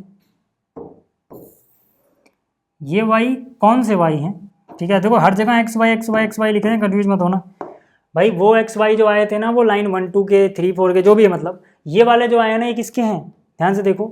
ये वाले जो किसको हमने सोल्व किया, लाइन 1 और लाइन 2 को, है ना, ये हमने सॉल्व किसको किया है, लाइन 2 और लाइन 1 को सर। तो ये लाइन 1 और लाइन 2 का ये है, ठीक है। तो यहाँ पे हम क्या बोल सकते हैं, यहाँ पे हम कह सकते हैं कि भाई ये जो ट्रायंगल है ना, ये जो ट्रायंगल है, इसका एरिया, मैं अलग पेज पे कर दूँ क्या, यहाँ पे घिचपिच ज़्यादा हो जाएगी, ठीक। या फिर एक काम करते हैं ना, थोड़ी जगह क्रिएट ही कर लो क्या इधर, अगर हो सकता है तो क्यों ना कर लिया जाए, थोड़ी सी जगह क्रिएट कर लें यहाँ पे अगर हम, तो अलग पेज पे जाने वाने की जरूरत नहीं पड़ेगी ना, नहीं तो फिर यार बार बार इधर उधर जाओ, ठीक है। यहीं पे कर देता हूँ, मैंने यहाँ पे लिखा area of triangle A B C बराबर, ठीक है। ये जो ट्रायंगल ए बी सी है, इसका एरिया देखो, ट्रायंगल का एरिया आप मैंने याद करना आपको बताया था 1/2, है ना। यहाँ पे लिख दो x1 जगह छोड़ दो, फिर यहाँ पे लिखो x2 फिर जगह छोड़ दो, फिर यहाँ पे लिखो x3 फिर जगह छोड़ दो। ये वाला तरीका याद है अपना फॉर्मूला याद करने का, सिंपल सा, ठीक है। ट्रिक मैंने आपको बताया था, सिंपल सा तरीका मैंने आपको बताया था, दिख रहा है क्या कैमरे में, हाँ ठीक है। तो यहाँ पे फिर मैंने क्या कहा था, हर जगह y माइनस वाई लिख दो। यहाँ पर y माइनस वाई, यहाँ पर भी y माइनस वाई, और यहाँ पर भी y माइनस वाई लिख दो सर, है ना। फिर यहाँ पे काउंटिंग लिखो 1 2 3 तक, देखो x 1 से शुरुआत हुआ है तो y 2 से शुरुआत होगा, 2 3, यानी कि यहाँ पे 2 यहाँ पे 3, फिर 3 पे गए हो, ठीक है। तो 3 से घूम के वापस आओगे, कितना हो जाएगा 3 1, फिर 1 से घूम के कहाँ जाओगे 2 पे। ये आपके सामने फॉर्मूला तैयार है, बस इसमें वैल्यू पुट करनी है। हालांकि यहाँ पे अगर हम y ना भी निकालते ना, काम चल जाता है, क्यों मैं बता देता हूँ, ठीक है, मैं बता देता हूँ, ध्यान से देखो। मुझे क्या चाहिए, मुझे इस वाले ट्रायंगल का एरिया चाहिए सर, है ना, मुझे इस वाले ट्रायंगल का एरिया चाहिए। मैं क्या करूँगा, ध्यान थोड़ी देख ले, ध्यान दो, थोड़ी देख ले, ध्यान दो। ये जो है इसको मैं x1 y1 बोल दूंगा, है ना, मतलब ये ट्रायंगल चुनो, आपको मान लो ऐसे चक्कर लगाने, ठीक है ना, ऐसे। ये चक्कर वाला तरीका याद है ना, जो मैंने ट्रायंगल का एरिया निकालना सिखाया था, ठीक है। तो यहाँ से x1 y1, इसको मान लो x2 y2, तो ये अपना क्या हो जाएगा, ये वर्क करेगा एज x3 y3 इस फॉर्मूले के लिए, है ना, इस फॉर्मूले के लिए। तो यहाँ से क्या होगा सर, देखो अगर आप देखोगे तो x1 तो 0 ही है, x1 अगर 0 है सर, तो ये कुछ भी हो वैल्यू पे ध्यान क्यों देना, है ना, वैल्यू पे ध्यान क्यों देना, यानी कि यहाँ पे वैल्यू नंबर 0 है तो सबको 0 कर देगा सर, ये 0 आ गया। प्लस x2 पे देखो जरा, x2 ये रहा, x2 0 है सर, x2 0 है अगर, तो ये कुछ भी आए 0 कर देगा। तो यहाँ पे आप देखो y3 दो जगह ही इन्वॉल्व था, y3 मतलब ये वाला y जो हमने लास्ट में निकाला, वो तो पुट भी नहीं करना पड़ रहा है, इसलिए मैंने कहा इस y को नहीं भी निकालते तभी काम चल जाएगा इस क्वेश्चन में, ठीक है। हाँ यहाँ पे देखना आप, यहाँ पे जो x3 है सर, इसकी वैल्यू x3 मतलब ये वाला x1 x2 x3, ये वाला x, ये वाला x कितना है सर, ये रहा c2 minus c1 divide by, तो इसको जरा अच्छे से लिखना, c2 minus c1 divide by m1 minus m2, m1 minus m2, ये किसकी वैल्यू आई है सर, x3 की, इनटू में क्या है सर, इनटू में y1 माइनस y2। तो यहाँ पे आप क्या करोगे, y1 की वैल्यू लिखोगे, y1 सर क्या है c1, तो यहाँ पे लिख दोगे c1 माइनस, फिर आप y2 की वैल्यू लिखोगे सर, y2 की वैल्यू क्या है c2, बस हो गया काम, हो गया काम, ठीक है। तो यहाँ से कितना 1/2, देखो ये तो 0, ये तो 0 भूल जाओ, 0 में जोड़ोगे कुछ फ़र्क नहीं पड़ना, वही चीज़ रहेगी, इनका कोई फ़र्क असर नहीं नजर आएगा। यहाँ पर देखो, यहाँ पर c2 माइनस c1 है, अगर मैं यहाँ पे c1 माइनस c2 में से माइनस कॉमन ले लूँ, इसमें से माइनस कॉमन ले लूँ, ये भी c2 माइनस c1 हो जाएगा, तो मैंने माइनस कॉमन लिया, तो ये तो c2 माइनस c1 था, ये भी c2 माइनस c1 हो गया, यानी कि सीधा सीधा c2 माइनस c1 दो बार हो गए, तो उसका स्क्वायर कर दिया सर। और नीचे m1 माइनस m2 बचा हुआ है, नीचे क्या बचा हुआ है, m1 माइनस m2। तो आप यहाँ पर साफ साफ देख पा रहे होगे कि यार अब मोड हटा दूँ अगर मैं ऊपर से, क्योंकि यहाँ तो स्क्वायर में है ना, मोड हटेगा तो ये माइनस हट जाएगा, है ना, तो ये कितना हो जाएगा, ये हो जाएगा, ठीक है। यहाँ से ऊपर तो मोड हटा ही दो, c2 माइनस c1, क्योंकि ये स्क्वायर में क्या फ़र्क पड़ता है, माइनस हट गया मोड की वजह से, है ना, मोड ने सॉल्व कर दिया उसको। और अंदर वाला, ठीक है, m1 माइनस m2 ये रहेगा मोड में, क्योंकि नेगेटिव नहीं आना चाहिए ना एरिया, तो यहाँ से नेगेटिव ना आ जाए, इसलिए इसको मोड में पैक करके रखना पड़ेगा, थोड़ा ख्याल रखना पड़ेगा। ये हमें प्रूव करना था, एरिया ऑफ ट्रायंगल हमने कर दिया, ठीक है। तो उम्मीद करता हूँ कि आपको ये क्वेश्चन तो यार अच्छे समझ में आया होगा। थोड़ा टाइम लगा क्योंकि क्वेश्चन लेंथी था, उसमें मेरी गलती नहीं है, ठीक है, बट आपको समझ आ गया होगा अगर आपने ध्यान से देखा था तो। ठीक है, यहाँ तक की चीज़ें क्लियर हो गई। अब बात कर लेते हैं जरा आगे, है ना, जो अगला क्वेश्चन है सर, अगला क्वेश्चन यानी कि ये वाला जो क्वेश्चन है उदाहरण 15, इसकी बात करेंगे हम। चलिए इसको शुरू करते हैं। ठीक है, फिगर मैंने जानबूझ के पहले से बना के रखी हुई है ताकि मैं आपको आसानी से समझा सकूँ, नहीं फिर फिगर बनाने में बहुत टाइम लग जाता है यार। ठीक है, देखो क्वेश्चन समझना बहुत आसान है, क्वेश्चन समझना पहले। यहाँ कह रहा है एक रेखा इस प्रकार है कि इसका रेखाओं इससे और इससे के बीच का रेखाखंड इस बिंदु पर समद्विभाजित होता है, इसका समीकरण ज्ञात कीजिए। जो यहाँ पे क्वेश्चन में एक रेखा बोला है ना कि एक रेखा इस प्रकार है कि, वो एक रेखा को मैंने लाइन 1 बोल दिया सर। एक रेखा जो ये वाली है इस प्रकार है कि इसका इस लाइन और इस लाइन के बीच में एक टुकड़ा फंसा हुआ है सर, रेखाखंड फंसा हुआ है ना। देखो एक रेखा इस प्रकार है कि रेखाएं ये और ये, इनके बीच में, है ना, इनके बीच में इसका रेखाखंड फंसा हुआ है, जिसको मैंने बोला कि भाई इस रेखा का टुकड़ा इन दोनों रेखाओं के बीच में क्या है, वो ए बी मान लिया मैंने। जो टुकड़ा है ए बी इन दोनों रेखाओं के बीच में इस रेखा का जो फंसा हुआ है उसका मध्य बिंदु पी है। क्यों? क्योंकि ये समद्विभाजित होता है। ये रेखाखंड, ये वाला रेखाखंड, ये रेखाखंड, ठीक है, बिंदु पी पर सर, इस बिंदु पर समद्विभाजित होता है। मतलब क्या कि ये वाला पी बी बराबर है पी ए। समद्विभाजित होने का एक और मतलब हुआ सर कि ये बिंदु बिल्कुल बीचों बीच होना चाहिए ए बी के, जो ए बी रेखाखंड है उसके, तभी समद्विभाजित करेगा। यानी कि P जो है वो ए बी का मध्य बिंदु बताया जा रहा है, ये कहने का मतलब है। अब इससे क्या फायदा होगा अभी समझा जाएगा आपको। इतनी बात समझ में आ गई। चलिए अब यहाँ पर देखो, इसको अगर मैं मान लूँ, ठीक है, जो B है सर, B के कोऑर्डिनेट में मान लूँ x1, y1, और जो A है इसके कोऑर्डिनेट मान लूँ सर x2, y2। तो मैं क्या करना चाहता हूँ, मैं ये जो रेखा है ना जिसका टुकड़ा इनके बीच में फंसा हुआ है ना, इसी का समीकरण मुझे ज्ञात करना है। इसका समीकरण ज्ञात करना है। पहले थ्योरी बात कर लेते हैं भाई, थ्योरी हमारे दिमाग में क्या चल रही है, फिर उसको यहाँ लिख के कैसे दिखाएंगे वो भी हो जाएगा। पहले देखो मैं क्या करना चाहता हूँ, क्योंकि भाई विविध उदाहरण है तो आपको थोड़ा दिमाग तो लगाना पड़ेगा। मैं चाहता हूँ इसका समीकरण निकालना। अब मुझे इस पे एक बिंदु भी पता है, मुझे इस पे एक बिंदु भी पता है, या तो मुझे किसी तरह इसका ढाल पता लग जाए m। अगर मुझे ढाल पता लग गया, एक बिंदु पता है, समीकरण निकल जाएगा, हो गया सवाल। पर ढाल निकालने का डायरेक्ट यहाँ कोई चारा तो नजर आ ही नहीं रहा सर। ये लंबवत वंबवत तो है नहीं जो हम निकाल लेंगे, तो ढाल वाल तो भूल जाओ भैंस की आँख। दूसरा तरीका क्या हो सकता है सर? दूसरा तरीका है कि या तो मैं ये वाला बिंदु निकाल लूँ।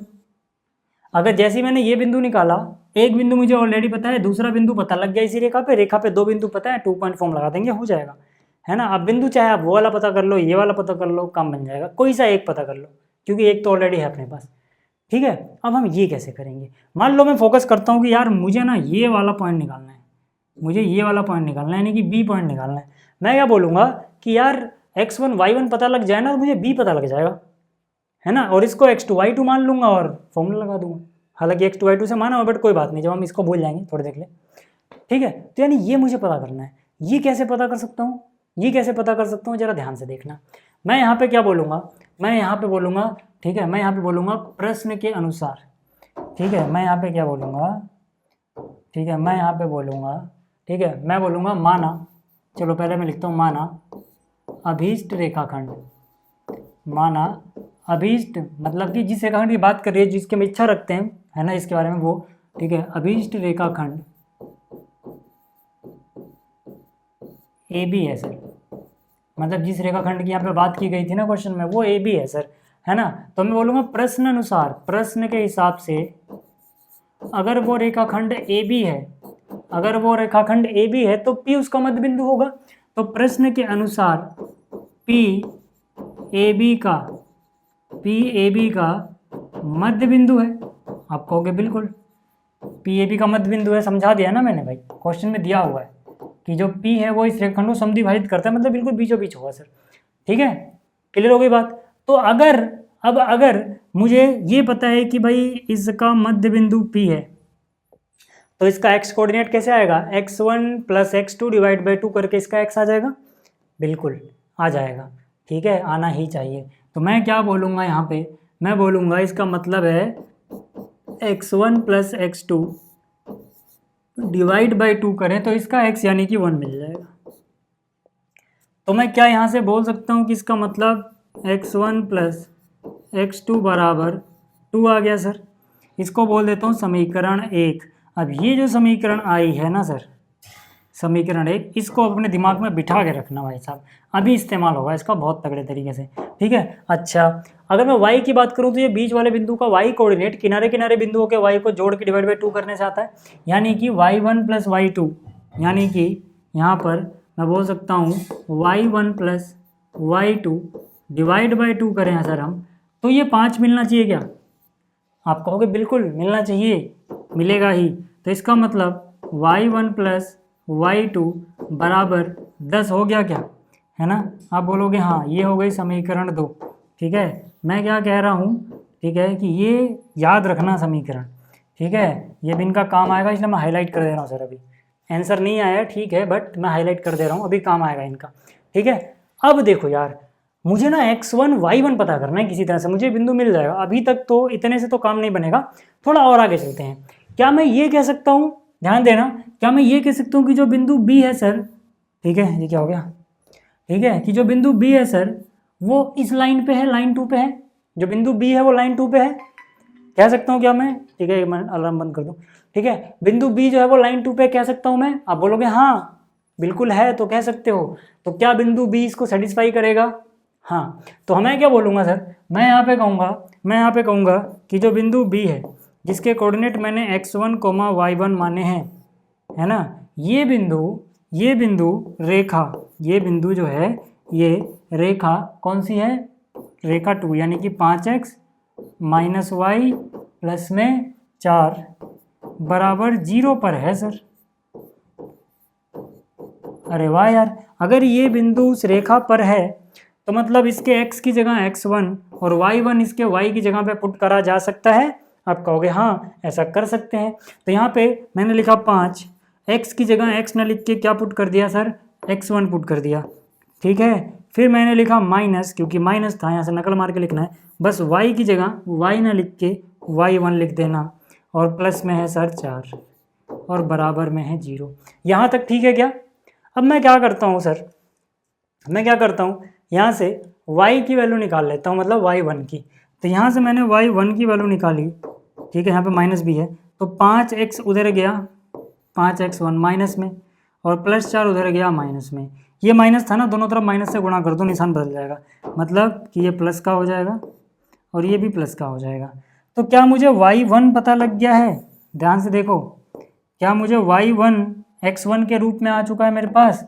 आप कहोगे हाँ, ठीक है। ये जो है ना सर, ये जो है इसको मैं बोल देता हूँ कि चलो ये हो गई समीकरण 3, इसको भी दिमाग में बिठा के रखना, अभी ये काम आएगा, ठीक है, अभी ये काम आएगा। ये वाली समीकरण भी आप अच्छे से याद रखना, ठीक है। अच्छा, इसी तरह से जैसे ये आया ना, तो मैं इसको उठा के ना यहाँ ही रख दे रहा हूँ, ठीक है। इसी तरह से जैसे ये हुआ, मैं एक और बात तो कह सकता हूँ ना, ज़रा यहाँ पे देखो, मैं यहाँ पे एक और बात कह सकता हूँ कि जो बिंदु A है सर, जो बिंदु A है यानी कि x2 y2, ध्यान से देखो, जो बिंदु A है यानी कि x2 y2, ये दूसरी वाली रेखा पे है, रेखा जिसे मैंने L3 बोला है, तो तीसरी वाली रेखा पे रेखा क्या है ये, 3x plus 4y, 3x plus में 4y माइनस 4 बराबर 0 पर है।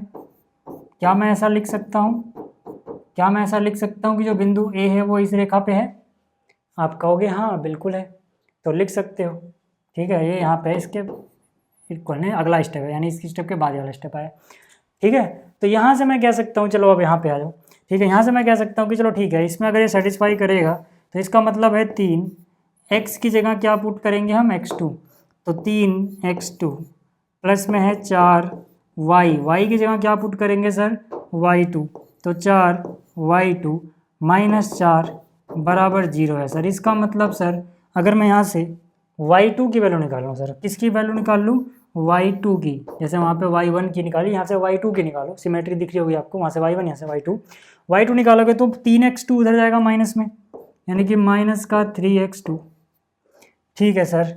माइनस का 4 उधर जाएगा प्लस 4 में, प्लस 4 में पहले लिख दे रहा हूँ, और ये वाला 4 डिवाइड में जाएगा अगले स्टेप में, तो ये वाला 4 मैं डिवाइड में लिख दे रहा हूँ।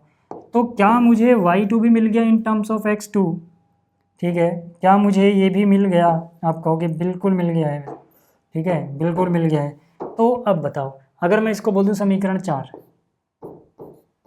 समीकरण 4, अब ज़रा ध्यान से देखना, इतना अगर आपको समझ में आ रहा है, ठीक है, इतना अगर आपको समझ में आ रहा है तो बस सर अपना क्वेश्चन होने ही वाला है, अपना क्वेश्चन होने ही वाला है। कैसे? ध्यान दो, मैं क्या बोल सकता हूँ कि यार इसमें तो y1 y2 दोनों दिख रहे हैं मुझे, ध्यान से देखो ना, अगर आप ध्यान से देखो तो देखो ये y1 भी है इसमें और y2 भी है इसमें, यानी कि इस समीकरण में मैं y1 की वैल्यू पुट कर दूँ यहाँ से और y2 की वैल्यू पुट कर दूँ यहाँ से, तो फिर से ये x1 x2 भाई, क्योंकि यहाँ पे x2 है यहाँ पे x1 है, x1 x2 में एक इक्वेशन मिल जाएगी, एक इक्वेशन पहले से हो गया सॉल्व। ठीक है, अब जरा देखो, मतलब मुझे क्या करना है, ध्यान दो, मुझे क्या करना है, मुझे y1 plus y2 equal to 10, मैं एक नया पेज लेता हूँ, है ना, इसके बाद मैं यहाँ पे लिखता हूँ, इसके बाद मैं यहाँ पे लिखता हूँ y1 plus y2 is equal to 10 है सर, है ना, और y1 की वैल्यू इतनी 5x1 प्लस 4, है ना, y1 की वैल्यू, y1 की, ये जो y1 है इसकी वैल्यू 5x1 प्लस 4 पुट कर देता हूँ, प्लस y2 की वैल्यू सर, ठीक है, y2 की वैल्यू जो है वो मैं पुट करता हूँ 4 माइनस 3x2 डिवाइड बाई 4। ठीक है, ये मैं क्या पुट करता हूँ, ये कहाँ पे, ठीक है, यहाँ से पुट करता हूँ 4 माइनस 3x2 डिवाइड बाई 4। ठीक है, ये समझ में आ गया? फिर से देख लो, ठीक है, फिर से देख लो, इसमें हमने किस किस का इस्तेमाल किया, समीकरण 2, 3 और 4 का। ठीक है, तो यहाँ पे आप लिख सकते हो समीकरण 2, 3 व 4 से। ठीक है, अब जरा इसको सॉल्व करो यार, इसको सॉल्व करोगे तो एक काम करो ना, सबके नीचे देखो, यहाँ नीचे 4 है ना, सबको 4 से गुणा कर दो सर, है ना, यहाँ ब्रैकेट लगाने का कोई खास फायदा है नहीं, वो समझाने के लिए बस लगा रखा है मैंने कि भाई इसकी वैल्यू ये है, उसकी वैल्यू है। ठीक है, सबको 4 से गुणा करोगे, 4 गुणा में 5 कितना हो जाएगा सर, 20, 4 गुणा में 5 कितना हो जाएगा 20, साथ में x1, 4 सब गुणा कर रहे हैं, 4 गुणा में 4 कितना हो जाएगा सर 16, है ना, यहाँ पर क्या 4 से गुणा कर रहे हो, 4 से 4 कट जाएगा, क्या बचेगा 4 माइनस 3x2, 4 से गुणा कर रहे हो तो ये कितना हो जाएगा 4 2 में 40, तो यहाँ से कितना बचेगा सर 20x1 माइनस में कितना 3x2 बराबर में कितना था 40, लेकिन यहाँ पे देखो 16 और 4 20 हुआ, 20 उधर माइनस में गया तो 40 में से 20 घटाओगे 20 ही बचेगा, है ना। ये अपने पास एक नई इक्वेशन आ गई, इक्वेशन नंबर 5। ठीक है, इक्वेशन नंबर 4 तक हुआ था ना, हाँ 4, इक्वेशन नंबर 5 आ गई सर। अब देखो, अब इक्वेशन नंबर 1 देखो, x1 प्लस x2 बराबर 2 है सर। ठीक है, तो क्या मैं इसके जस्ट नीचे बोल सकता हूँ कि x1 प्लस x2 बराबर 2 है सर। ये कहाँ से आया, ये आया समीकरण 1 से, समीकरण 1 से। लेकिन अब अगर मुझे थोड़ा सा स्टेप बचाना है तो यहाँ पे 3 दिख रहा है, इधर भी 3 होता तो यार 3 से 3 कट जाता, मैं 3 से गुणा कर देता हूँ इसको मैंने क्या किया 3 से गुणा कर दिया सर, मतलब समीकरण 1 को मैंने 3 गुणा करा है। ठीक है ना, समीकरण 1 गुणा 3 से ये आई है चीज़ें, समझ में आया। ठीक है, यहाँ पे देखते रहना समीकरण 1 किसे बोला है, मैंने पीछे हाईलाइट किया हुआ है। तो यहाँ से अब अगर मैं इन दोनों को ऐड कर दूँ सर, तो यहाँ से 3x2, ठीक है, इन दोनों से 0 आ गया, 20 और 3 23, यानी कि 23x1 आ गया। ठीक है, और बराबर सर ये 6 है और वो 20 है, 20 और 6 26 है सर। तो यहाँ से x1 का मान मुझे पता लग गया 26/23। तो अब देखो ना भाई, यहाँ से x1 का मान मुझे पता लग गया, ठीक है, x1 का मान मुझे पता लग गया है, ठीक है, 26/23। अब मुझे y1 और चाहिए, y1 कैसे निकाल सकता हूँ सर, x1 प्लस x2 बराबर है 2 के, है ना। मुझे क्या पता है, मुझे अब पता है इसके बाद, ठीक है, इसके बाद कि x1 प्लस x2 बराबर है 2 के। ठीक है, लेकिन मुझे तो y1 चाहिए ना, ये क्यों कर रहा हूँ मैं, हटाओ इसको, y1 चाहिए मुझे। y1 कहाँ से मिलेगा सर, कहीं से भी ले लो। ठीक है, y1 जहाँ पे x1 निकल गया, y1 चाहिए मुझे, y1 है ना। y1 कहाँ से मिल सकता है सर, ये रहा y1 क्या है 5x1 + 4, क्योंकि मुझे x1 पता है y1 चाहिए, तो मुझे ऐसी समीकरण यहाँ पे ढूंढनी पड़ेगी जिसमें x1 रखने पे y1 मिल जाए। तो ये रहा y1 क्या है 5x1 + 4, ठीक है। तो मैं यहाँ पे क्या बोलूँगा कि y1 क्या है सर, y1 है 5x1 + में 4। यहाँ तक चीज़ समझ में आ रही है। अब यहाँ पे x1 की वैल्यू रख दो ना बस। तो यहाँ से y1 = 5 गुणा में x1 है जो कि है 26/23, तो यहाँ पे आ जाएगा 26/23 प्लस में है 4, कितना हो जाएगा सर ये 26 × 5 करोगे 260 का आधा कर दो सीधा 130, और ये 23 × में 4 करोगे 92, 130 92 यानी कि 9 3 12, 222/23 है ना। तो कितना हो जाएगा 222/23 बराबर कितना है सर y1। तो यहाँ से y1 भी पता लगा लिया है हमने सर, ठीक है। तो अब क्या इससे फ़ायदा होगा, इससे फ़ायदा ये होगा जनाब, ज़रा ध्यान से देख लो। मुझे समीकरण ये वाली निकालनी थी, इसमें मुझे एक बिंदु पहले से पता था, ठीक है, इसमें मुझे एक बिंदु पहले से पता था बिंदु P, और B के निर्देशांक थे x1 y1 जो मैंने पता कर लिए हैं। तो मतलब इस रेखा का समीकरण निकाल सकता हूँ। मैं क्या करता हूँ, इस रेखा को बना रहा हूँ L1 को, ठीक है। मैंने यहाँ पे L1 को बनाया, सिर्फ L1 है ना निकालने के लिए।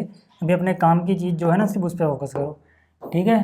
तो यहाँ पे कर रहा हूँ मैं, ठीक।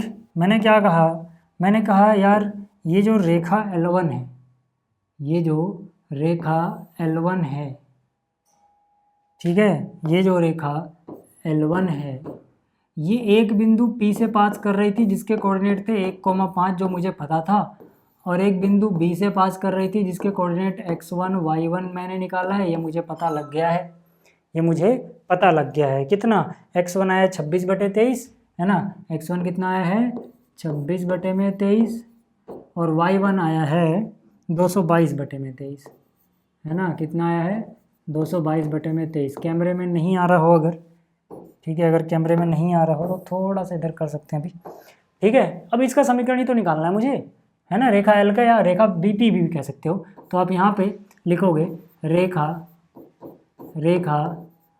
BP का ढाल, ठीक है, इसका ढाल m मान लेते हैं। m बराबर क्या होगा y2 - y1 यानी कि 222/5 माइनस बटे में 23, ठीक है, 205/23 माइनस y1 यानी 5 डिवाइड बाई x2 - x1 यानी कि 26/23 माइनस 1 है ना। y2 - y1 किया है, x2 - x1 किया है। इस केस में मैं x1 y1 इसको मान रहा हूँ, x2 y2 इसको मान रहा हूँ थोड़ी देर के लिए, भले वो x1 y1 लिखा है कोई बात नहीं, कर सकते हो यार आप, है ना। अब यहाँ से देखो, यहाँ से m बराबर, बस इतना याद रखना है, जिस वाले x से इसको हटाया उसी वाले x से इसको हटाएंगे। अगर उधर वाले y से इसको हटाया तो उधर वाले x से इसको हटाना बस, ठीक है। तो कितना हो जाएगा 23 × 5 करोगे कितना होता है 115, 222 में से 115 गया कितना बचेगा 115 और 7 22 107, ठीक है। तो 107 बचेगा, बटे में 23 आएगा, बट कोई बात नहीं, नीचे भी 23 है वो कट जाएगा, बैलेंस होएगा। 23 × में 1 23, 26 में से 23 गया 3 है ना, नीचे 23 दोनों गया वो कट गया होगा। m पता लग गया, तो इसका समीकरण क्या होगा सर, इसका समीकरण क्या होगा, समीकरण होगा y - y1 = m x - x1 sir, है ना। अब मैं किसी को भी x1 y1 मतलब यहाँ पे एक बिंदु पुट करना होता है यार बस, ठीक है। देखो ये रखेंगे ना बड़ा तामझाम हो जाएगा, मैं याला रख रहा हूँ, याला बिंदु, स्लोप तो पता लग ही गया, y माइनस, ठीक है 5, कोई सा एक y रख दो यार, ठीक है। m कितना है 107/3, x माइनस इसी का x यानी कि 1, तो कितना हो गया 3 × में y 3y, 3 × में 5 15, 107 × x यानी कि 107x माइनस में 107, ठीक है। अब यहाँ से अगर हम देखें तो 107x, 3y गया माइनस में, 15 गया प्लस में, 15 प्लस में जाएगा, ये माइनस का है तो घटेगा, यानी कि पहले 7 घटा दो 100, फिर 8 घटा दो 92, यानी माइनस का 92 सर। इधर बचेगा 0, मैं क्या करता हूँ थोड़ा इसको इधर लिख देता हूँ, बल्कि 0 इधर लिख देता हूँ, ऐसा कर सकते हैं, ठीक है। तो ये आ गया अपना फाइनल सॉल्यूशन सर, ठीक है। उम्मीद कर रहा हूँ कि ये आपको समझ में आ गया होगा, ठीक है। स्क्रीनशॉट लेना ही चाहते हो तो ले लेना, कोई दिक्कत वाली बात नहीं है, PDF ऐसे आपको मिल ही जाए, ठीक है। ये क्वेश्चन भी हो गया, ठीक। अब चल लेते हैं जरा उदाहरण 16 पे, है ना, उदाहरण 16, ठीक है। अभी ये फिगर थोड़ी देर के लिए हटा देता हूँ यहाँ से। चलो उदाहरण 16 को देखो पहले, यहाँ पर क्या कह रहा है, यहाँ पे कह रहा है दर्शाइए कि एक गतिमान बिंदु जिसकी दो रेखाओं इससे और इससे, इन दो रेखाओं से दूरियां समान है का पथ एक रेखा है। क्या मतलब हुआ, अब आप फिगर समझो। मतलब इस बिंदु की इससे दूरियां हमेशा बराबर रहती है, ये बिंदु गतिमान बिंदु है। मतलब क्या, जैसे एक रेखा L1 है, जैसे यहाँ पर जो रेखाएं दी गई है ना, रेखा क्या क्या दी गई है सर, एक है 3x - 2y, पहले क्वेश्चन समझ लेना तभी सॉल्यूशन समझ में आएगा, बराबर 5 है ना। ये है ना रेखा L1 मान लिया मैंने, यानी ये जो समीकरण पहली है ये रेखा L1 के लिए है, इसके लिए है। और जो दूसरी रेखा है ना सर वो 3x, ठीक है, जो दूसरी रेखा है, ठीक है, वो क्या है, वो है सर यहाँ पे 3x + 2y, 3x + 2y = 5। इसको मैंने मान लिया समीकरण 2। अब आपको दिख रहा होगा सीधा सीधा ये प्रतिच्छेदी रेखाएं, क्लास 10th में पढ़ते हो ना, a1/a2 बराबर नहीं हो b1/b2 के, तो यहाँ पे 3/3 बराबर थोड़े होगा -2/2 के, ठीक है। तो जाहिर सी बात है प्रतिच्छेदी रेखाएं, पहली बात क्लियर हो गई। दूसरी बात क्या कह रहा है कि ऐसा बिंदु जिसकी दूरियां इससे बराबर हो। मान लो यहाँ पे एक बिंदु मैंने लिया P, अब P का दूरी मतलब लंबवत दूरी हमने निकाली D2 आया, और इससे निकाली D1 आया, है ना। या फिर एक काम करते हैं, है ना, लाइन 1 से दूरी को D1 बोलते हैं, लाइन 2 से दूरी को D2 बोलते हैं। तो ये दूरियां समान है और ये मूविंग पॉइंट है, मतलब गतिमान बिंदु है। मतलब कि अगर ये बिंदु मान लो यहाँ भी आ जाए गति करके, तो फिर से जो दूरियां आएंगी वो बराबर ही आएंगी। ये बिंदु यहाँ आ जाएगा, दोनों से दूरी 0 हो गई। ये बिंदु यहाँ चला जाए तो लंबवत दूरियां फिर से बराबर ही आएंगी। तो सोचो अगर ये बिंदु ऐसे मूव कर रहा है, जहाँ जहाँ पे ये बिंदु मूव करेगा सर, वहाँ से जो दूरियां हैं, वहाँ से जो दूरियां हैं सर, वहाँ से जो दूरियां हैं वो बराबर ही आती हैं। समझ में आया। अब फाइनल आंसर देखोगे, इसके दो आंसर आएंगे, दो लाइन ऐसी हो सकती हैं। कौन सी, सोचो अगर ये बिंदु ऐसे भी मूव करे तो भाई इससे इतनी दूरी, उससे इतनी दूरी, यहाँ पे तो इतनी दूरी इससे, उतनी दूरी इससे, यहाँ पे देखोगे जितनी दूरी इससे उतनी दूरी इससे, यानी फाइनल आंसर देखोगे दो दो लाइन आएंगी ऐसी। अब आपको समझ में आ जाएगा कि वो कैसे हो रहा है। फिलहाल अभी हम एक पे फोकस करते हैं क्योंकि ये फिगर है, जनरल फिगर है, ठीक है। एक्स एच कोमा के जैसे बदलेंगे उसके आपसे ये लाइन बनेगी, नहीं तो वाली लाइन बन जाएगी। देखो, ठीक है। तो मतलब ये बिंदु का रास्ता, जहाँ जहाँ से बिंदु होके गया वो रास्ता एक सीधी लाइन आएगा, ये प्रूफ करना है। अब समझ में आ जाएगा आपको कि क्या बोला गया। दर्शाइए कि ये गतिमान बिंदु है, ये गतिमान बिंदु P मैंने बोल दिया, ठीक है। दो रेखाओं इसके और इसके, है ना, इसके से दूरी हमेशा समान रखता है, उसका पथ यानी रास्ता एक रेखा है, जहाँ जहाँ से मूव करेगा वो एक रेखा है। क्वेश्चन समझ में आ गया हो तो सॉल्यूशन बहुत आसान है सर। सॉल्यूशन क्या कि भाई बिंदु क्या है H, के, है ना। मैं फालतू चीज़ें मिटा दूँ या रहने दूँ, चलो रहने देता हूँ, है ना, रहने देता हूँ। वैसे आपको समझ में आ गया होगा, ठीक है। अभी किसी एक की बात करते हैं। मैंने क्या कहा कि प्रश्न के हिसाब से, है ना, प्रश्न के हिसाब से D1 बराबर आना चाहिए D2 के। D1 क्या है, बिंदु की रेखा 1 से दूरी, D2 क्या है, बिंदु की रेखा 2 से दूरी। अब किसी बिंदु की रेखा से दूरी आपको निकालनी आती है सर, है ना। ये कॉन्सेप्ट आपको पता होना चाहिए, तभी आप इस क्वेश्चन को अच्छे से समझ पाओगे कि अगर अपने पास, ठीक है ना, अगर अपने पास सर एक रेखा हो, है ना, अगर अपने पास एक रेखा हो, ठीक है, और एक बिंदु हो सर, रेखा का, ठीक है, इस फॉर्म में दिया हुआ रेखा हो ax + by + c = 0, और बिंदु जो है वो अगर x1 y1 है, तो जो दूरी होती है वो क्या होती है, ये रेखा लिखो, बस x कोऑर्डिनेट छोड़ दो, प्लस में b, y कोऑर्डिनेट छोड़ दो, प्लस में c, मोड में लिखो। ये मैंने आपको समझाया था कि ऐसे याद कर लेना, ठीक है। और यहाँ पे a का वर्ग प्लस में b का वर्ग।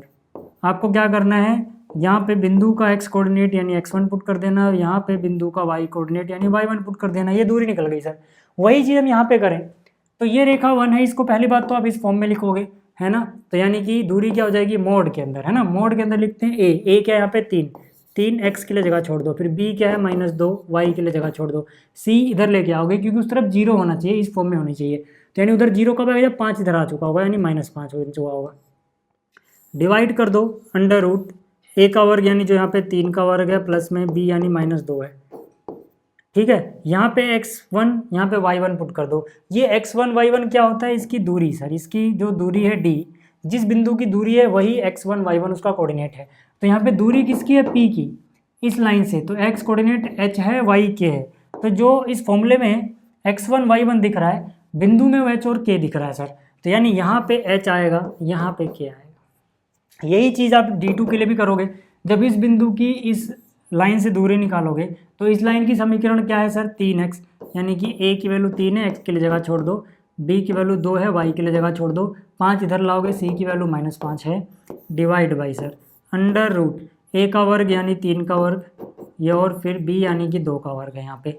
आप यहाँ पे h और यहाँ पे k पुट करोगे क्योंकि बिंदु तो वही है, तो x1 h है, y1 k है। अब अगर आप देखोगे तो ये दोनों चीज़ तो सेम है, कट जाएगा सर, है ना। यहाँ क्या बचेगा, यहाँ बचेगा 3h माइनस में 2k माइनस में 5 बराबर, मोड हटा रहे हैं तो प्लस माइनस के साथ लिखोगे, ठीक है, किसी एक तरफ प्लस माइनस। यहाँ पे क्या बच रहा है सर, 3h प्लस में 2k माइनस 5, ठीक है। अब 2 केस बनेंगे सर, उनको सॉल्व कर सकते हो आप, 2 केस बनेंगे उनको सॉल्व कर सकते हो, ठीक है।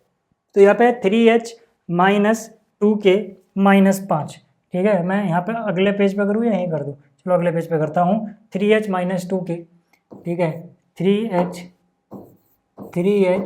Minus 2k minus 5 is equal to, एक बार वैल्यू प्लस में लिखोगे, है ना, एक बार ये जो वैल्यू है, ठीक है, 3 2 5 इसको प्लस में लिखोगे, ठीक है। तो यहाँ से 3 2 और यहाँ पे 5, ठीक है, ये h था, ये k था, इसको एक बार प्लस में लिखोगे, एक बार चेक कर लूँ, 3h प्लस 2k प्लस 5 यही है ना, 3h प्लस 2k, अच्छा माइनस 5 है, ठीक है, माइनस 5 है, बाकी तो ठीक है, हाँ ठीक है, माइनस 5 है सर, ठीक है, माइनस 5। एक बार इसको प्लस में लिखोगे और दूसरी बार दूसरा जो केस बनाओगे यही चीज़ लिखोगे सर, दूसरे केस में यही चीज़ लिखोगे, बस ये माइनस के साथ लिखोगे, तो 2 केस बनेंगे, है ना। ये होगा केस फर्स्ट और ये क्या होगा, ये हो जाएगा केस सेकंड सर, ये क्या हो जाएगा, ये हो जाएगा केस सेकंड, ठीक है।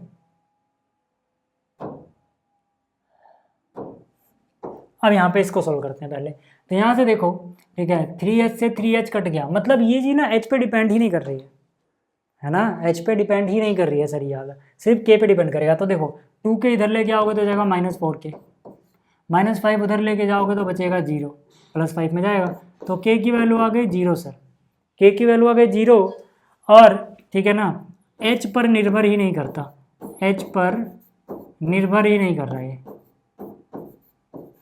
नहीं है, मतलब ये एक k बराबर 0 है, जो कि एक लाइन की इक्वेशन होगी। कैसे, देखो जो बिंदु था वो h कोमा k था, ठीक है। अब इसको अगर आप कंपेयर करोगे x कोमा y से, तो यहाँ पर h पर तो निर्भर ही नहीं करता, यानी सिर्फ k पे निर्भर करता है ना, इस पे h के तो इंडिपेंडेंट है, यानी y पे निर्भर ही नहीं करता, ठीक है।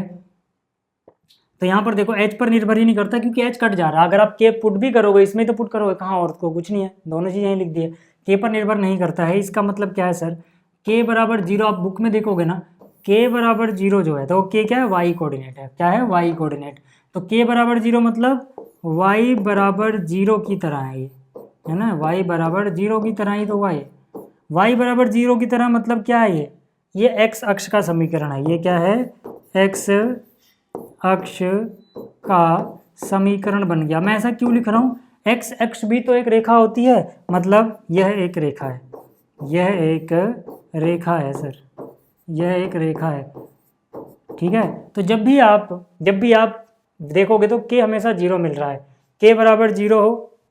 अब k कौन सा कोऑर्डिनेट था, h कोमा k, देखो ना जो बिंदु हमने माना था उसमें h कोमा k माना था ना, यानी इसका y निर्देशांक था ये, ठीक है। तो y निर्देशांक जो है सर, y निर्देशांक था ना ये k बराबर 0, तो y निर्देशांक अगर 0 है तो यहाँ पे y बराबर 0, अगर आपको कन्फ्यूजन लग रहा है तो आप ऐसे लिख सकते हो y निर्देशांक बराबर 0 है।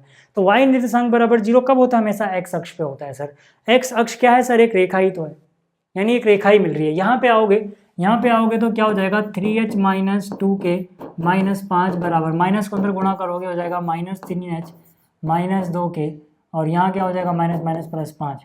तो यहाँ से देखोगे तो माइनस 2k उधर आएगा प्लस में ना, इसलिए कट जाएगा, यहाँ पे 3h इधर आएगा 6h हो जाएगा, बराबर ये उधर जाएगा 10 हो जाएगा, तो यहाँ से h बराबर 5 आ गया सर, है ना। k तो कट गया, k पे निर्भर ही नहीं करता, यानी इस केस में k पर ये निर्भर ही नहीं करती समीकरण, ठीक है, k पर निर्भर नहीं करता, मतलब k की वैल्यू कुछ भी हो फर्क नहीं पड़ रहा, h पे डिपेंड कर रहा है। अब अगर आप देखोगे h कोमा k हमने माना था किसको, x निर्देशांक और y निर्देशांक को, तो यहाँ पर k पर तो निर्भर ही नहीं है सर, इसको तो भूल जाओ, है ना, इंडिपेंडेंट ऑफ y है ना। h क्या है, x की जगह, यानी ये किसकी तरह काम कर रहा है कि x बराबर, ठीक है, जब 5/3 है सर, ये 6 जाएगा ना डिवाइड में, तो 2 पंजे 10, 2 यहाँ 6, ठीक है, तो ये आ गया 5/3।